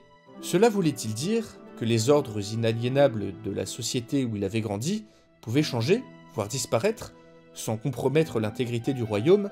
Au contact de Marc le médecin, de nouvelles perspectives s'étaient ouvertes dans son esprit. Des pensées qu'il n'aurait même pas pu concevoir auparavant s'étaient nichées dans un coin de sa tête et ne le quittaient plus. Il était temps de rentrer chez lui. D'autant plus que son appétence pour les jeux de dés lui avait fait devoir de l'argent à des truands peu recommandables. Pierrick le savait, il ne trouverait pas son bonheur à Orléans, et la mort dans l'âme finit un beau jour par dire adieu à Marc, pour s'en retourner dans son village natal, la tête farcie de nouvelles idées qu'il tentait de mettre en ordre. Depuis 2 semaines, un froid glacial s'était établi à Beaumont-le-Roger, alors qu'un épais manteau de neige avait recouvert la campagne. Dans la salle commune, grelottait Robert d'Artois et sa famille, rassemblés autour de l'âtre et emmitouflés dans d'épaisses fourrures. « Ma femme ne pipe mot depuis quelques jours », pensait Robert. Elle était trop perspicace et avait dû découvrir la vérité sur les événements qui s'étaient tenus dans ce château. Peu après la trahison de Charles d'Alençon, Robert avait dû faire un choix entre rejoindre la conjuration ou faire confiance au plan d'Auguste. Un choix qui avait été précipité par 2 choses.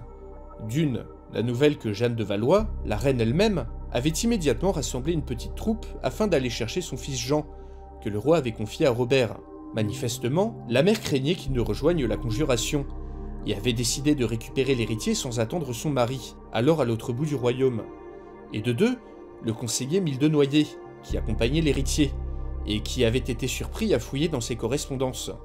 Ce diable avait-il découvert la teneur de ses échanges avec Auguste? Robert n'avait pas pu laisser ça au hasard, et quelques jours plus tard, lors d'une nuit sans lune, le brave conseiller avait malencontreusement glissé des remparts et s'était fracassé la nuque en contrebas. Point de chance pour lui. Il était vrai que le chemin de ronde, à Beaumont-le-Roger, devenait très glissant une fois l'hiver venu. Mais cette mort était bien suspecte, et il fut très dur, une fois la reine arrivée, de la convaincre que celle-ci était le résultat d'un accident. Robert savait que Jeanne de Valois se méfiait de lui. Ainsi, il avait fait le choix de suivre le plan d'Auguste, et une fois la reine arrivée devant son château, il avait fait accueillir avec les honneurs, et lui avait immédiatement présenté son fils, vivant et en bonne santé, tout en lui apprenant le malheureux accident de son conseiller.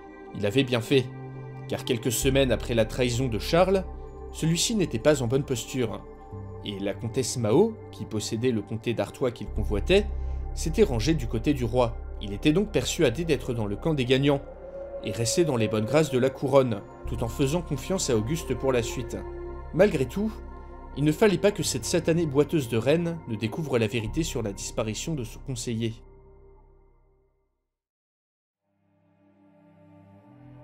Plus que la mort suspecte de son fidèle Mildenoyer, c'était en ce moment l'état de son mari le roi qui l'inquiétait. Tout en assistant à la messe dédiée à la sauvegarde de la couronne, la reine se tourna vers son mari, qui, à genoux, était plongé dans une intense prière. Autour d'eux, les grands du royaume restés fidèles ne priaient, manifestement pas avec le même entrain. Jeanne de Valois était peut-être boiteuse, mais elle n'était pas idiote. Et au sein de la cour, elle pouvait bien voir que les nobles restés fidèles au roi étaient suspendus à la décision du pape. Cette absence de loyauté et ces calculs politiques rendaient Philippe nerveux et aigri. Le roi pestait sans cesse contre l'absence de dévouement des grands du royaume, qui avaient soit rejoint la rébellion de son frère, soit n'attendaient qu'un signe de faiblesse de sa part et de celle de Paris pour le faire. Une chose positive néanmoins était le retour de l'héritier à la cour, après son séjour à Beaumont-le-Roger. Jeanne était convaincue que la mort de Mildenoyer n'avait rien d'un hasard. Son conseiller avait forcément dû mettre la main sur quelques secrets compromettants, que Jeanne se devait de découvrir au plus tôt. Dans tous les cas, il semblait que ces messieurs de la cour ne médisaient plus sur son compte. Il était vrai que sa petite expédition armée à Beaumont-le-Roger leur avait montré ce qu'elle était capable de faire pour protéger son fils et la couronne.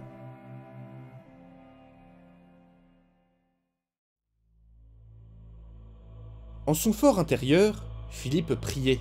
Il priait pour que la papauté le soutienne contre son frère, pour que ceux qui lui restaient de fidèles ne le trahissent pas, et plus que tout, pour que le royaume de France se sorte indemne de ce cauchemar éveillé. Au sein de la petite chapelle dans laquelle se tenait la messe, un pesant silence régnait, entrecoupé de temps à autre par les incantations en latin de l'archevêque Guillaume de Trie. Grâce à Dieu, son frère n'avait pas osé marcher sur Paris de rechef. L'or qu'avait reçu Philippe des banques parisiennes lui avait permis de frapper monnaie, et de garder auprès de lui la plus grande partie de ses troupes. Et la puissance des armes modernes en avait dissuadé plus d'un de prendre le parti de Charles. Ainsi, une bonne partie de ses vassaux lui étaient restés fidèles. Même Philippe de Navarre, pourtant prétendant au trône, l'avait assuré de son soutien. Mais les paroles et les actes étaient deux choses différentes.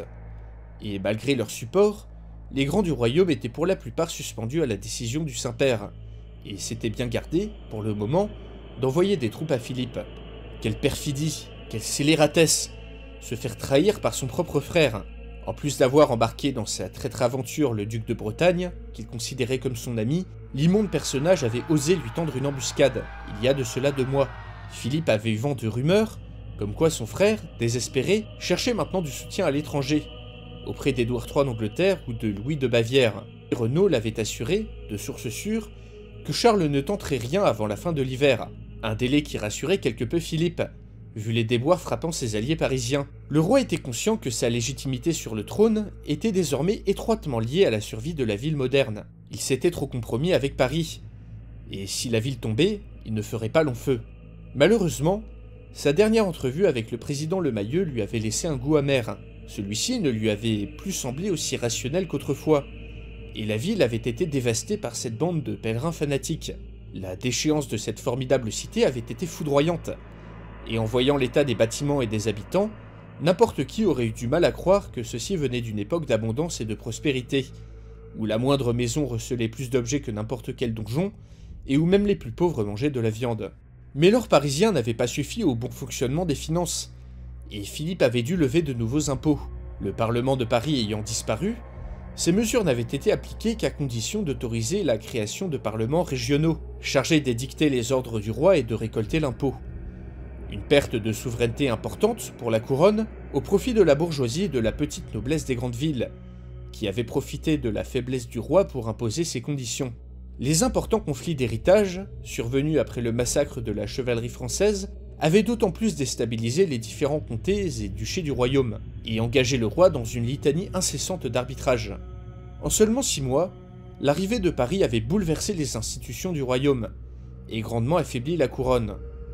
Le modèle de gouvernement républicain de cette ville avait également fait des émules, et inspiré de nombreux notables du royaume dans leurs demandes au roi. Philippe avait eu vent de ces petites assemblées de bourgeois, qui dans Orléans même, siège de sa cour, se rassemblaient à la nuit tombée pour discuter politique et représentation.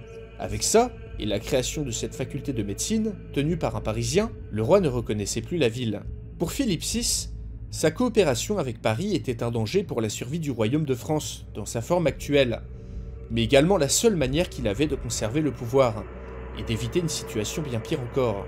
Tournant la tête à sa gauche, Philippe put apercevoir, dans l'ombre d'une colonne, son nouveau connétable et chef des armées, l'ancien bailli Renaud des Mazis. Heureusement, se dit le roi, qu'il reste des hommes dévoués corps et âme à la couronne.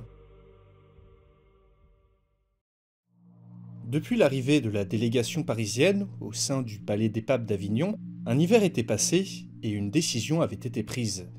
La ménagerie religieuse, tout droit venue du Paris moderne, avait quelque peu chamboulé les très sérieux ecclésiastiques de toute l'Europe réunis pour le concile. Courageusement, les Parisiens avaient pris le parti d'assumer ce qu'ils étaient vraiment aux yeux des médiévaux, une société multireligieuse, majoritairement catholique et de plus en plus pratiquante depuis la Vibration. À Paris en effet, les églises, temples et mosquées étaient à nouveau remplies.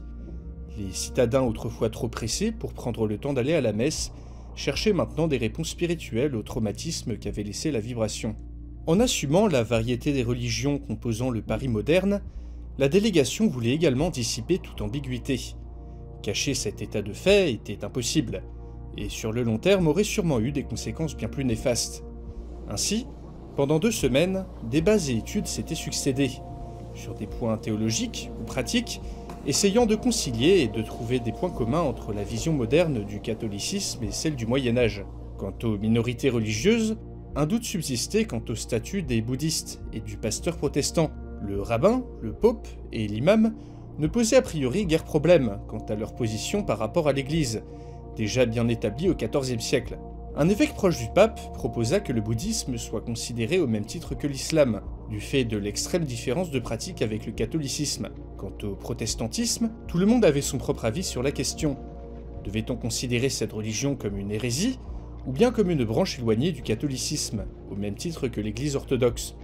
Toutes ces questions devaient alimenter des débats s'étalant sur des années, voire des décennies. Mais un accord devait être trouvé au plus vite. Croisade ou pas croisade? C'est au final un événement qui précipita la décision du Saint-Père et de ses cardinaux. L'insupportable, l'inévitable, et surtout le très excommunié Louis de Bavière, empereur du Saint-Empire, et Nicolas V, l'antipape qu'il soutenait. Alors empêtré en Italie, Louis avait décidé de répondre par l'affirmative aux sollicitations de Charles d'Alençon, alors en rébellion contre le roi Philippe VI. Ainsi, l'empereur germanique avait soutenu Charles, en lui envoyant plusieurs milliers d'hommes afin de l'aider à expulser son frère du trône de France. Son raisonnement était simple. Isolé, Louis de Bavière nécessitait du soutien. Si Charles accédait au trône grâce à lui, il lui serait redevable, ce qui pourrait le mettre en position de force dans ses négociations avec le pape. L'annonce de cette nouvelle avait manqué de faire s'étouffer le Saint-Père d'Avignon. Si Charles d'Alençon et Louis de Bavière écrasaient Philippe VI et ses alliés parisiens, il risquait de voir ses très saintes fesses s'éjecter du siège papal, et d'être remplacé manu militari par ce sautard de Nicolas V. A priori, les Parisiens ne lui en voulaient pas personnellement, alors que l'alliance de Louis et de Charles représentait une menace plus qu'immédiate. Cela avait le mérite de clarifier la situation.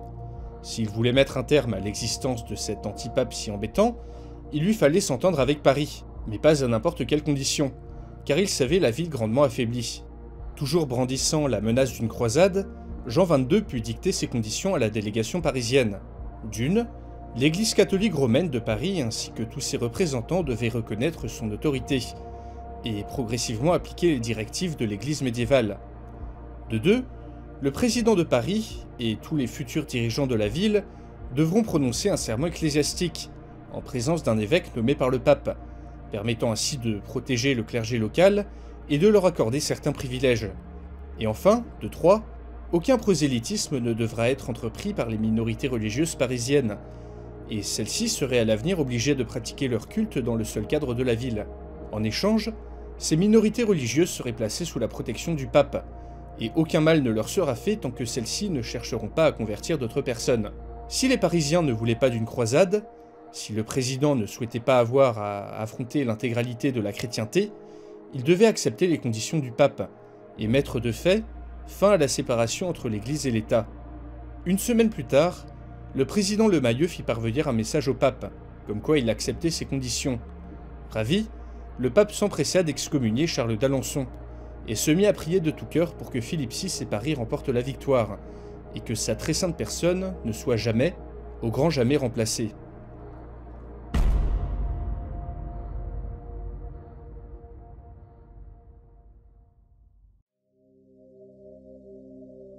Le charnier était immense, et couvrait la plus grande partie de la rue menant aux ruines fumantes de la grande mosquée. Les cadavres, parisiens comme médiévaux, s'accumulaient çà et là, alors que dans l'atmosphère, des odeurs de putréfaction se faisaient plus présentes jour après jour. Marchant seul, au milieu du champ de bataille, le président Jean-Marc Lemayeux se sentait pénétré d'une intense plénitude. Il se sentait à sa place, au milieu des morts, et le lourd silence qui régnait dans cet endroit l'apaisait.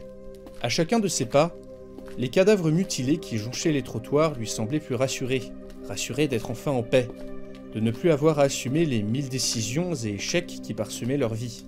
Jean-Marc les enviait profondément. Arrivé au bout de la rue, il aperçut le corps d'un enfant médiéval, abattu d'une balle au milieu du front, qui le regardait de ses yeux interrogateurs. Bien que mort, l'enfant lui parla. « Pourquoi » demandait-il. « Pourquoi m'avoir tué ?» Jean-Marc ne sut que lui répondre. Il avait peur. Il était seul, mais les Parisiens, ce peuple ingrat, n'avaient que lui pour les protéger. Au loin, une voix l'appelait, une voix lointaine, si lointaine, qui le ramena soudain à la réalité. « Monsieur le Président !»« Monsieur le Président, vous allez bien ?» Jean-Marc ouvrit les yeux, et quitta les rues pleines de cadavres qui hantaient ses pensées depuis des mois. À la table du Conseil, ses ministres le fixaient tous avec appréhension.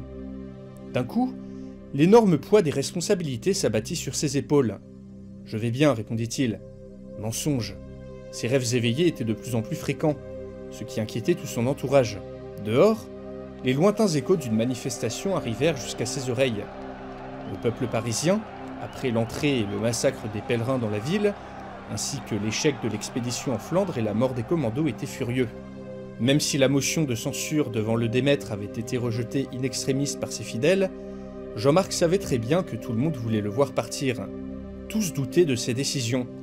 La preuve étant qu'il avait dû faire face à une fronde de son cabinet, alors qu'il s'apprêtait à rejeter les conditions du pape. À contre-cœur, il avait dû accepter l'accord. Ses lâches de conseillers maintenaient qu'il n'était pas en mesure d'affronter l'Europe entière, même avec toutes les technologies du monde. Foutaise, pensait le président, persuadé que Paris était encore en mesure de dicter ses conditions au monde médiéval. Maintenant, quelques heures avant la bataille, Jean-Marc ne savait plus à qui se fier. Alors que tous attendaient qu'il prenne la parole, un messager entra dans la pièce et alla chuchoter un message à son oreille.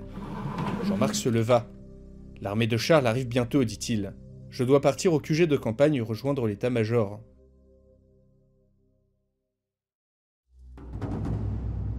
Si Dieu le veut, son frère sera ce soir à genoux devant lui, à implorer sa clémence. Devant l'oriflamme de Saint-Denis, Philippe VI se prosterna en implorant le Très-Haut de lui accorder la victoire, même si, en son fort intérieur, il n'avait que peu de doute sur l'issue du combat. Les Parisiens étaient avec lui, et avaient réuni toutes leurs forces restantes afin de défendre le nord de Paris. Après des mois d'escarmouches, son frère, qui disposait d'une armée bien supérieure en nombre grâce aux troupes de Louis de Bavière, avait été obligé d'agir suite à son excommunication. Selon les informateurs de son connétable, Renaud des Mazis, la décision du pape avait provoqué des remous parmi les grands du royaume qui soutenaient la rébellion. Celui-ci devait donc remporter au plus vite une victoire avant que son armée ne se délite d'elle-même. Ainsi, la troupe de Charles avait cessé de ravager les campagnes, pour se diriger droit vers Paris. Le général Armand lui avait demandé de laisser l'armée de Charles s'écraser contre leur défense, pour ensuite les prendre à revers. Mais au dernier moment, Philippe avait décidé de changer de plan. Il allait, en tant que roi chevalier, se tenir face à l'armée de son frère, à la tête de sa cavalerie, et avait confié le reste de son armée au connétable Renaud des Mazis. Il allait lui-même sonner la charge triomphale qui aurait raison de son félon de frère. Il n'était pas question de laisser à ces Parisiens tout l'honneur de la victoire, et de ne récupérer que des miettes en arrivant après la bataille. Il avait aussi exigé des Parisiens une bataille à la loyale, lorsqu'Armand avait commencé à lui parler d'une autre opération commando pour mettre Charles hors d'état de nuire. Il se battrait comme le voulait la coutume, face à face, et non pas de manière déloyale. Après avoir promis à sa chère femme qu'il reviendrait sain et sauf, il se tourna vers ses fidèles vassaux, enfin le peu qui lui restait. Les troupes qu'il avait reçues des différents comtes et ducs auraient été sans les Parisiens trop peu nombreuses pour faire face à son frère, il en était bien conscient. L'avenir du royaume se jouait aujourd'hui. Se relevant, il marcha d'un pas preste à côté des barricades parisiennes, faites de tranchées et de sacs de sable, contourna un long tube de fer, puis devant ses hommes, enfourcha son cheval, tira son épée, et en chœur avec ses soldats, hurla de toutes ses forces le cri de guerre du roi de France, avant de partir au triple galop prendre la tête de sa cavalerie.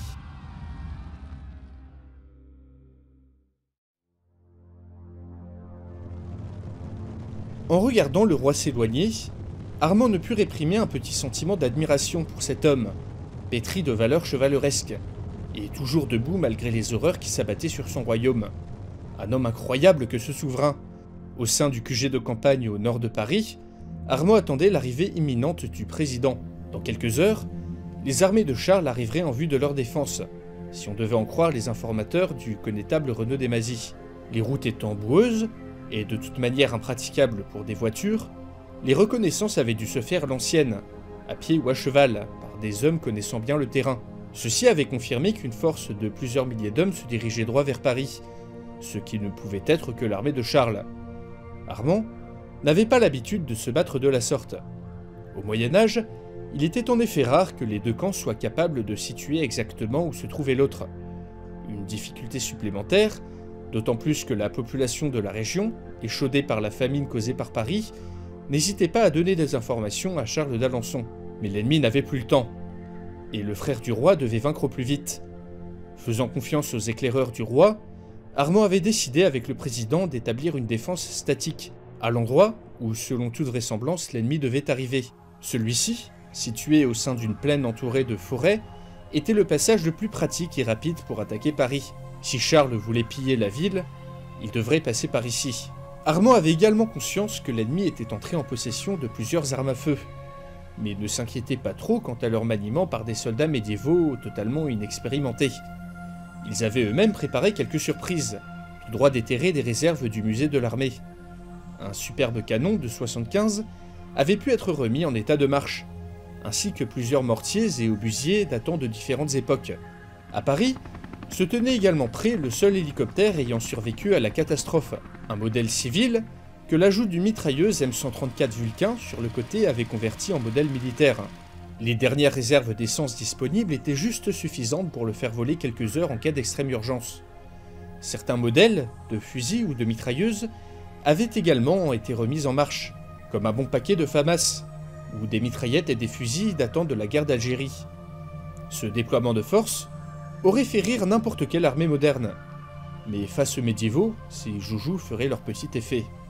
La cavalerie du roi, postée à droite de leur dispositif défensif, leur procurerait un excellent moyen de poursuivre et d'anéantir les dernières forces de l'adversaire, tandis que le gros de l'armée royale, mené par Renaud Desmazis et posté plusieurs kilomètres à l'ouest, irait prendre à revers Charles, si celui-ci se révélait plus coriace que prévu. La cavalerie de la garde républicaine restait en réserve à l'arrière du dispositif. Tout était bien en place, sauf une chose. Cet idiot de Jean-Marc Lemayeux avait insisté pour que tous les soldats parisiens restent au même endroit, à proximité de la ville, alors qu'Armand souhaitait en envoyer quelques-uns accompagner l'armée de Renaud Desmazis, juste au cas où. Le président, parano comme à son habitude maintenant, n'avait accepté que le déploiement d'une liaison radio, et était persuadé qu'il fallait garder l'intégralité des forces parisiennes ensemble, afin d'éviter les victimes inutiles. La perte du commando en Flandre avait grandement dû jouer dans sa décision. Armand avait néanmoins envoyé quelques hommes de confiance auprès de Renaud Desmazis, officiellement pour protéger la liaison radio, officieusement pour avoir des armes à feu dans le coin si quelque chose tournait mal. La voiture du président arriva avec peine près du QG. Dans la petite plaine qui ferait office de champ de bataille, les oiseaux s'étaient tus, et un pesant silence régnait désormais. 2 jours de marche forcée, ça te crevait n'importe quel homme. Mais à ce rythme infernal, il n'allait pas tarder à atteindre Paris. Une hallebarde en main, son pistolet caché sous sa tunique, Yanis marchait, et marchait encore, noyé dans l'armée de Charles d'Alençon, se dirigeant droit vers la bataille. À ses côtés, l'écorcheur et le noueux se trimballaient avec leur lourd pactage. Après l'arrivée des renforts de Louis de Bavière, il y a de ça plusieurs semaines, les officiers n'avaient cessé de répéter aux mercenaires que le dénouement de la campagne approchait, et que les 20 000 hommes qui composaient la troupe allaient pouvoir piller Paris et ses immenses richesses. Cette perspective était sûrement la seule chose qui retenait encore les mercenaires.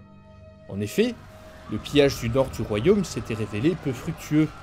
Les villes et villages déjà touchés par l'arrêt du commerce avec Paris étaient aussi pour la plupart victimes de cette épidémie de grippe, qui touchait également de nombreux soldats. Et à part d'obscurs objets parisiens à la valeur discutable, les mercenaires n'avaient pas pu piller grand-chose. Récemment, Yanis et l'écorcheur avaient échappé de justesse à la pendaison. Charles d'Alençon savait que des espions rôdaient dans son camp, et avait fait pendre plusieurs personnes soupçonnées de donner des informations à Philippe VI. Depuis, Yanis et l'écorcheur n'avaient pas pu envoyer de message à Renaud Desmazis, et n'avaient donc pas pu le prévenir du changement de dernière minute concernant le plan. Car depuis plusieurs jours, l'écorcheur, qui connaissait bien la région, marmonnait que le chemin pris par le gros de la troupe n'aboutirait pas exactement au nord de Paris. Tout ça puait un peu, d'autant plus que les armes à feu des commandos parisiens étaient introuvables, malgré leurs recherches. Que préparait donc Charles avec ses fusils d'assaut? Les commandos capturés auraient-ils dévoilé les secrets d'utilisation de ces armes? Dans tous les cas, Yanis avait toujours son pistolet et ses quelques balles auprès de lui, en cas d'extrême urgence. La priorité était d'aider au maximum à la victoire de Philippe VI, pour gagner le pardon du roi, quant à l'assassinat du seigneur de Créteil. Une promesse qui ne reposait que sur le bon vouloir de Renaud Desmazis. Au fond de lui, Yanis ne voulait pas que Paris se fasse détruire. Même si ses actions lui avaient valu d'être chassé de la ville et d'avoir intégré une troupe de bandits médiévaux, il n'oubliait pas d'où il venait. Tout au fond de son cœur, rendu dur comme de la glace par les meurtres et les pillages, il restait attaché à cette ville, et était lassé de cette vie de brigandage. Finalement, il n'était rien de plus qu'un étudiant en droit que les circonstances avaient transformé en tueur. Peut-être que retourner dans sa ville natale rendrait ses nuits plus paisibles. Il n'avait qu'une hâte, en finir avec toutes ces horreurs, revenir chez lui, manger à sa faim, dormir. Alors qu'il se perdait en d'intenses réflexions, un officier lui hurla de se préparer au combat. La bataille approchait. Bientôt, son aventure au sein du monde médiéval arriverait à son terme.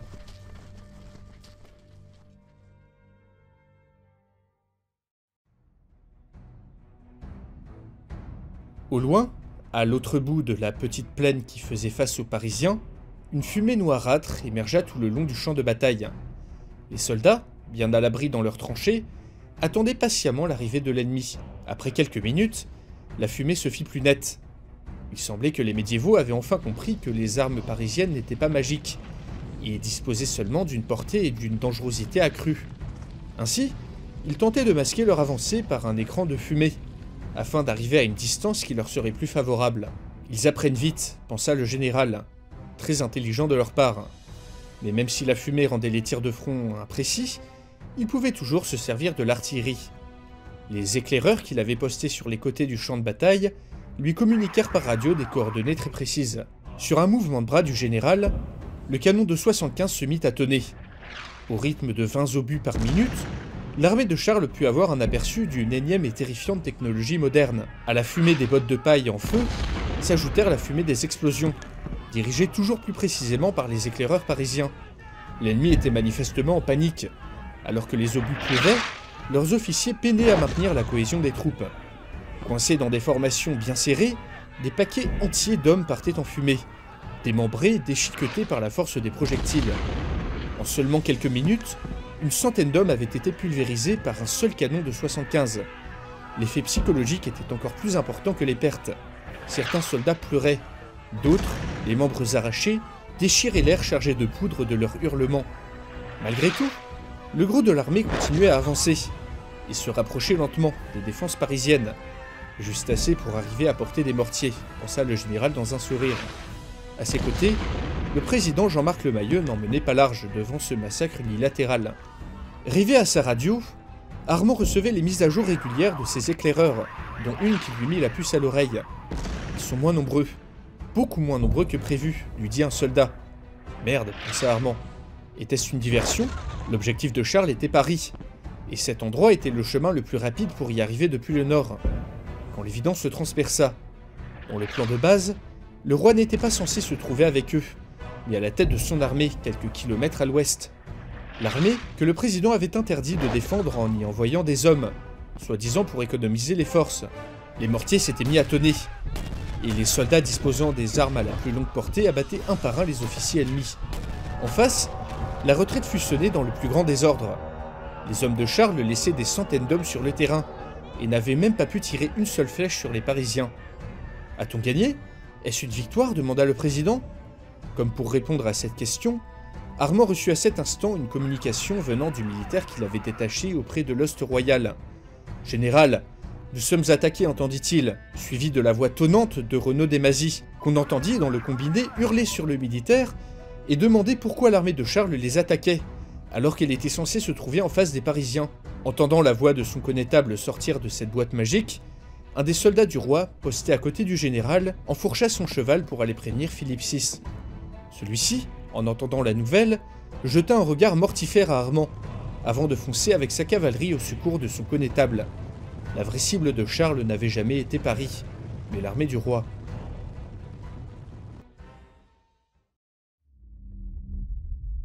L'odeur de la poudre et de la bataille avait réveillé l'angoisse du président. Aux côtés de son général et de l'état-major, Jean-Marc fut aux premières loges pour assister au total retournement de situation. En face de lui, Armand s'activait pour envoyer du renfort à l'armée de Renaud Desmazis et à empêcher le roi de se faire tuer en lui portant secours. Non, se dit Jean-Marc, le gros de l'attaque est à venir. Je ne laisserai pas Armand dépouiller nos défenses. Je ne supporterai pas un autre massacre de Parisiens. Sa conscience le torturait assez comme ça, et il n'autoriserait pas la mise en danger de ses soldats. Interpellant son général, il lui fit part de sa décision. Aucun renfort ne devait être envoyé au roi et à son connétable. La priorité revenait à la défense de la ville, et il restait persuadé que l'attaque de Renaud n'était qu'une diversion supplémentaire devant les amener à dégarnir leur défense. Un silence de quelques secondes se fit. Son général le fixa droit dans les yeux, puis insista calmement.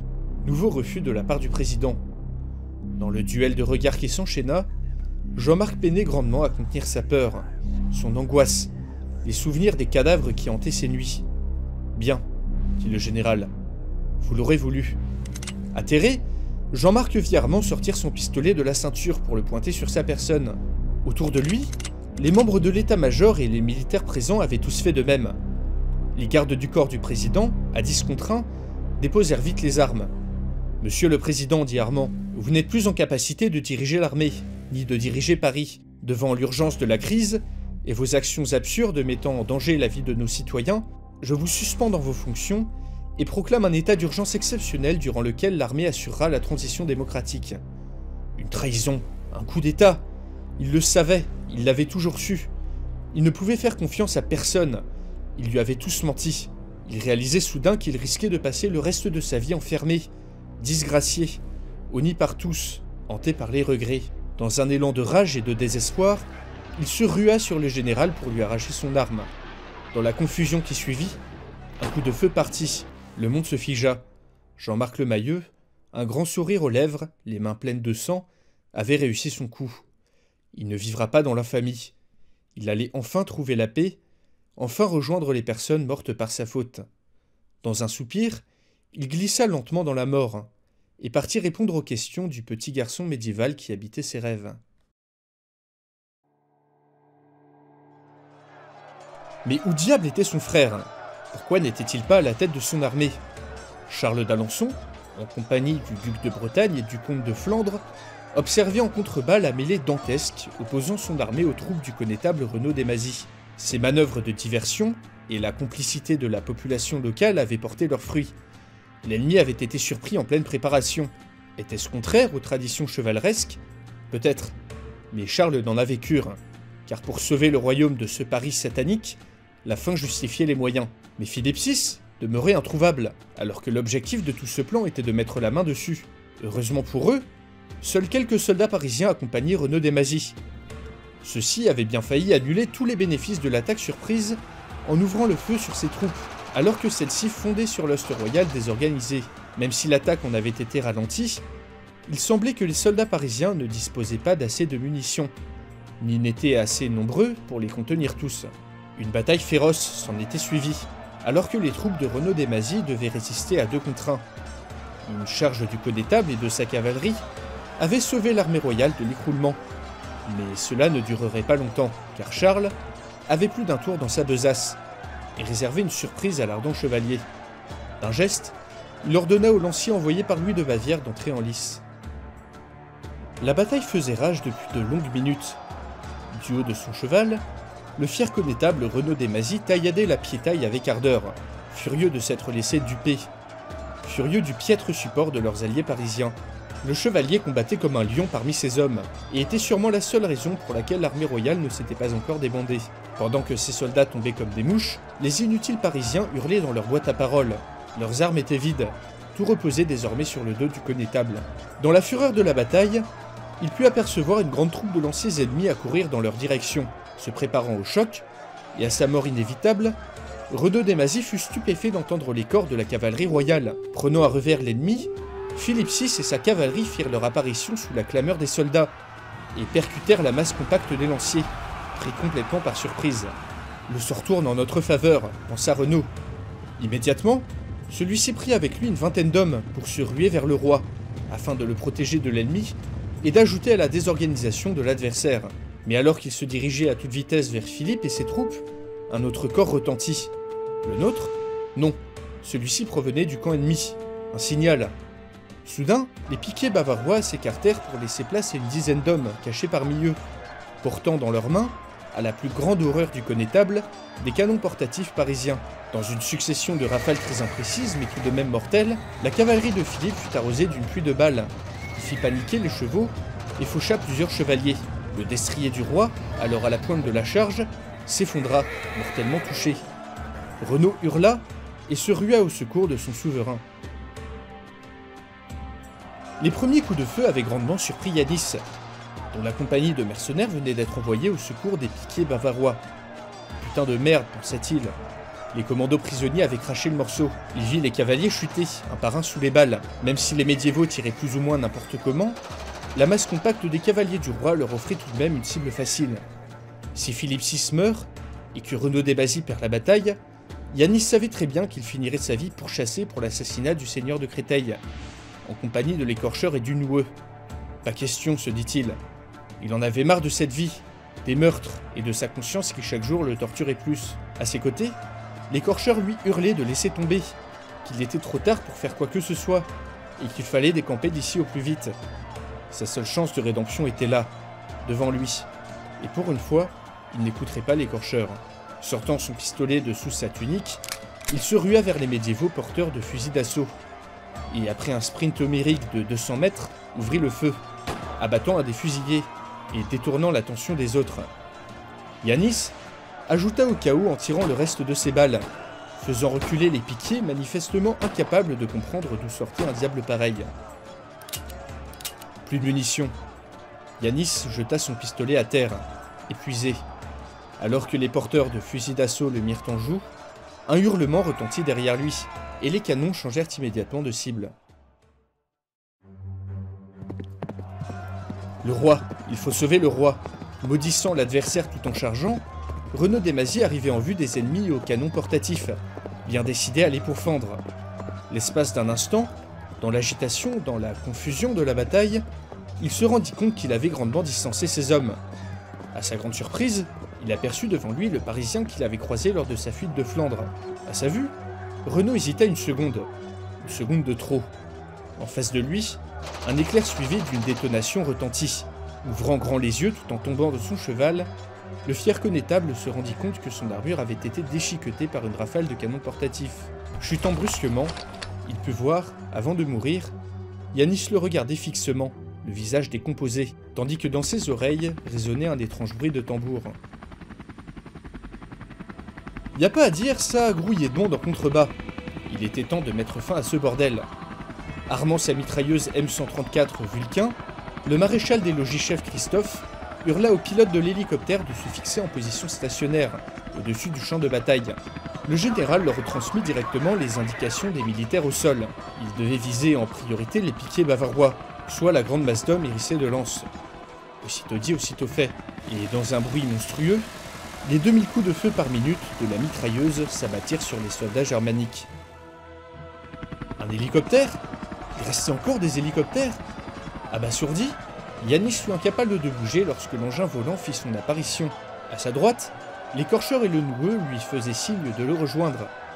Yanis, mis dans un état second par la fièvre de cette bataille improbable, les fixa sans rien dire et vit ses compagnons d'infortune s'enfuir en courant. Derrière lui, les médiévaux fixaient tous l'hélicoptère dans une attente craintive. La bataille semblait suspendue dans le temps. Yanis eut à peine le temps de tourner les talons pour courir, qu'il fut coupé en deux par la première rafale de mitrailleuse.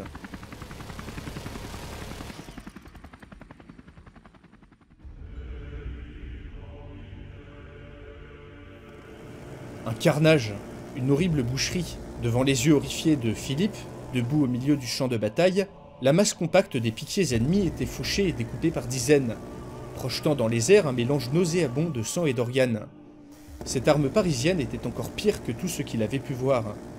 Elle tombait du ciel comme un châtiment divin, comme un éclair impossible à arrêter.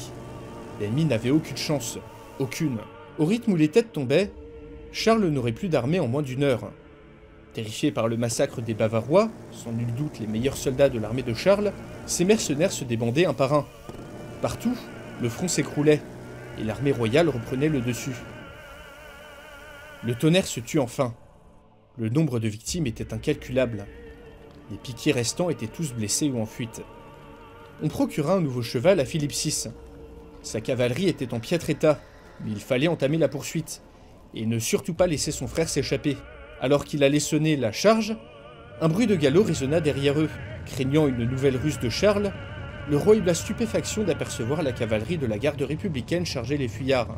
Du haut de leurs chevaux, vêtus de leurs saillants uniformes, les gendarmes munis de leurs plus belles épées taillaient en pièces les mercenaires, alors que Philippe VI ordonna à sa propre cavalerie d'engager la poursuite. La bataille était gagnée. L'armée royale put enfin clamer sa joie dans un concert de hurlements. Mais des deux côtés, l'engagement avait été traumatisant. Les blessés et les morts se comptaient par milliers. Au sortir de cette sale histoire, de nombreux comptes étaient à régler.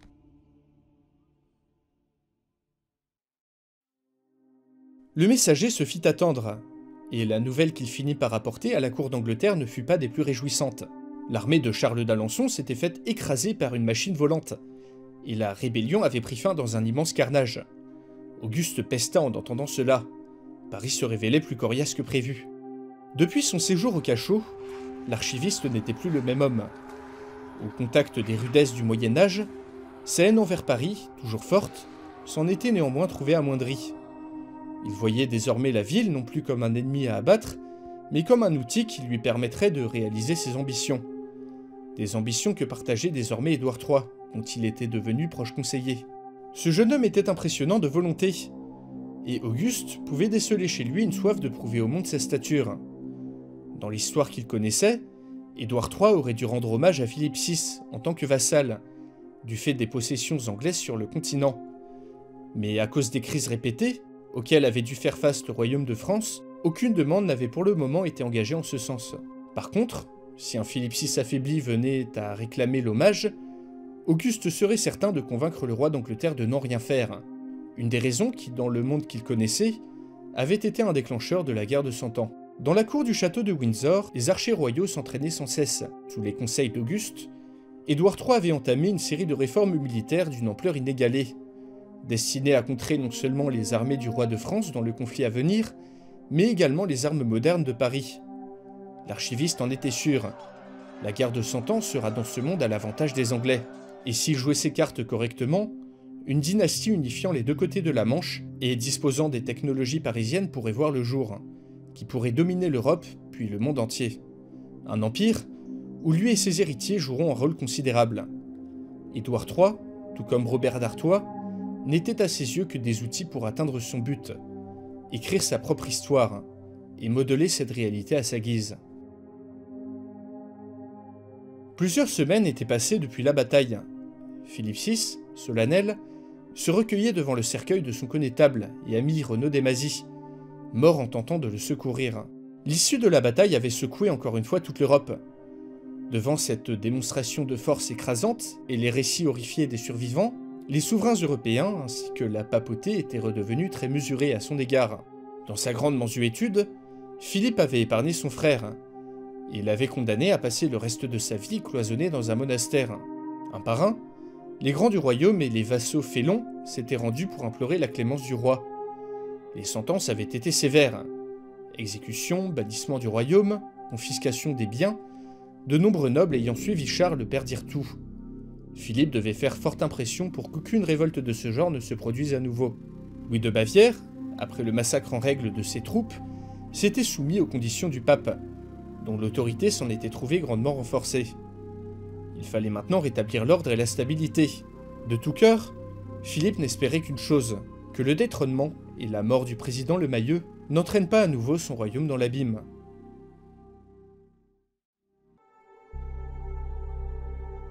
Quelque part au sud de Paris, Antoine Pichard contemplait la fracture très nette entre les bâtiments modernes et le monde médiéval. La vision des immeubles coupés par la vibration était toujours aussi surprenante. Au pied d'une ruine de fast-food, des Parisiens et des médiévaux s'activaient pour donner vie à la fameuse ceinture agricole, qui devait nourrir Paris et ses environs. Les médiévaux apprenaient vite, et la communication auparavant difficile ne représentait plus aujourd'hui la difficulté principale. Mieux encore, avec le retour progressif de l'électricité via les éoliennes, les panneaux solaires ou les dynamos, les scientifiques parisiens qui n'étaient pas morts ou disparus avaient réussi à remettre en marche plusieurs ordinateurs qui servaient grandement.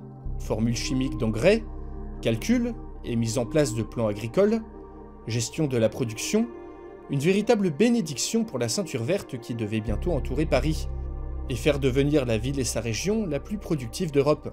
Antoine se doutait vaguement que les ordinateurs servaient également à la planification urbaine, à la gestion des stocks ou aux études scientifiques et historiques en général.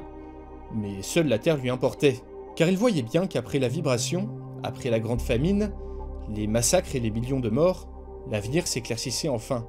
Les agriculteurs avaient été surpris de constater qu'à cette période du Moyen-Âge, les terres cultivables manquaient bien avant leur arrivée.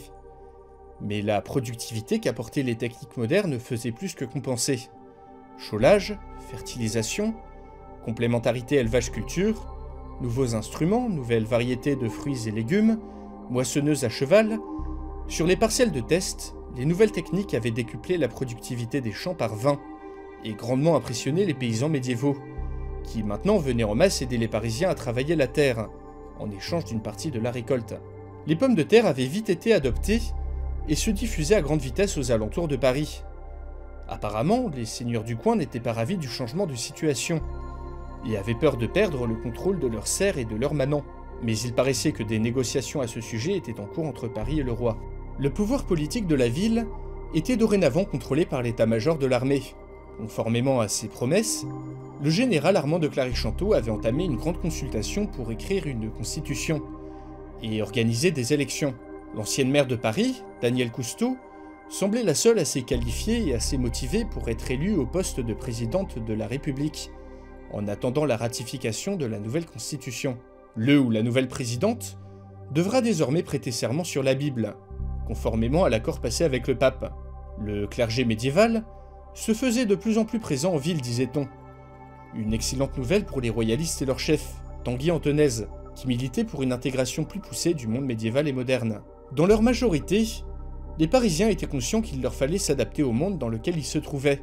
L'Église parisienne, même si rétablie dans ses privilèges, avait de toute façon renoncé à percevoir l'impôt qui leur était échu, faisant de cet accord une chose bien plus acceptable. Petit à petit, les innovations modernes se diffusaient dans le monde médiéval, provoquant de grands chamboulements dans tout le royaume. Selon les rumeurs, des cartes du monde parisienne auraient même fait leur chemin jusqu'au lointain empire byzantin. D'autres rumeurs tenaces soutenaient que des pêcheurs basques se servaient de ces cartes pour chasser la baleine dans le Grand Nord. À Paris, d'antiques presses avaient été remises en marche. Le magazine Le Parisien avait été déclaré d'utilité publique et nationalisé.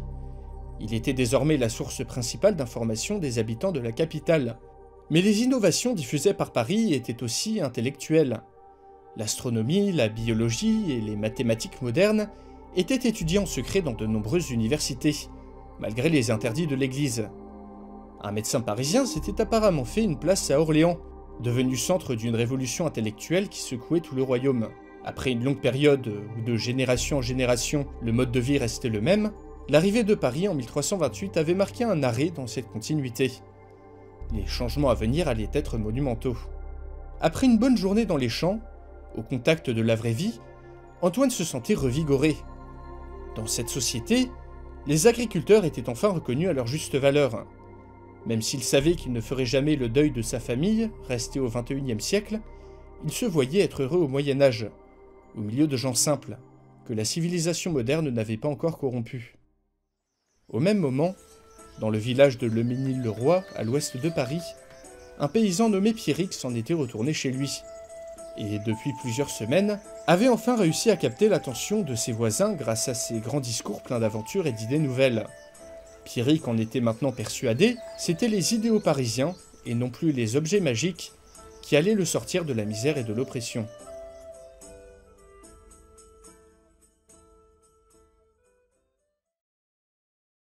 Et voilà, c'était la fin de la saison 2 de Paris 1328. Merci beaucoup d'avoir suivi cette série jusqu'au dernier épisode. Je remercie également de leur soutien mes contributeurs sur Tipeee, qui permettent également à ces épisodes d'être rentables, et donc de me permettre de continuer à les faire. Alors la saison 3 est en cours d'écriture, mais je compte prendre une longue pause avant de continuer à l'écrire. Un spin-off est peut-être en préparation. Et en attendant, eh bien écoutez, les vidéos vont continuer comme d'habitude, et je vous dis à la prochaine pour une nouvelle vidéo.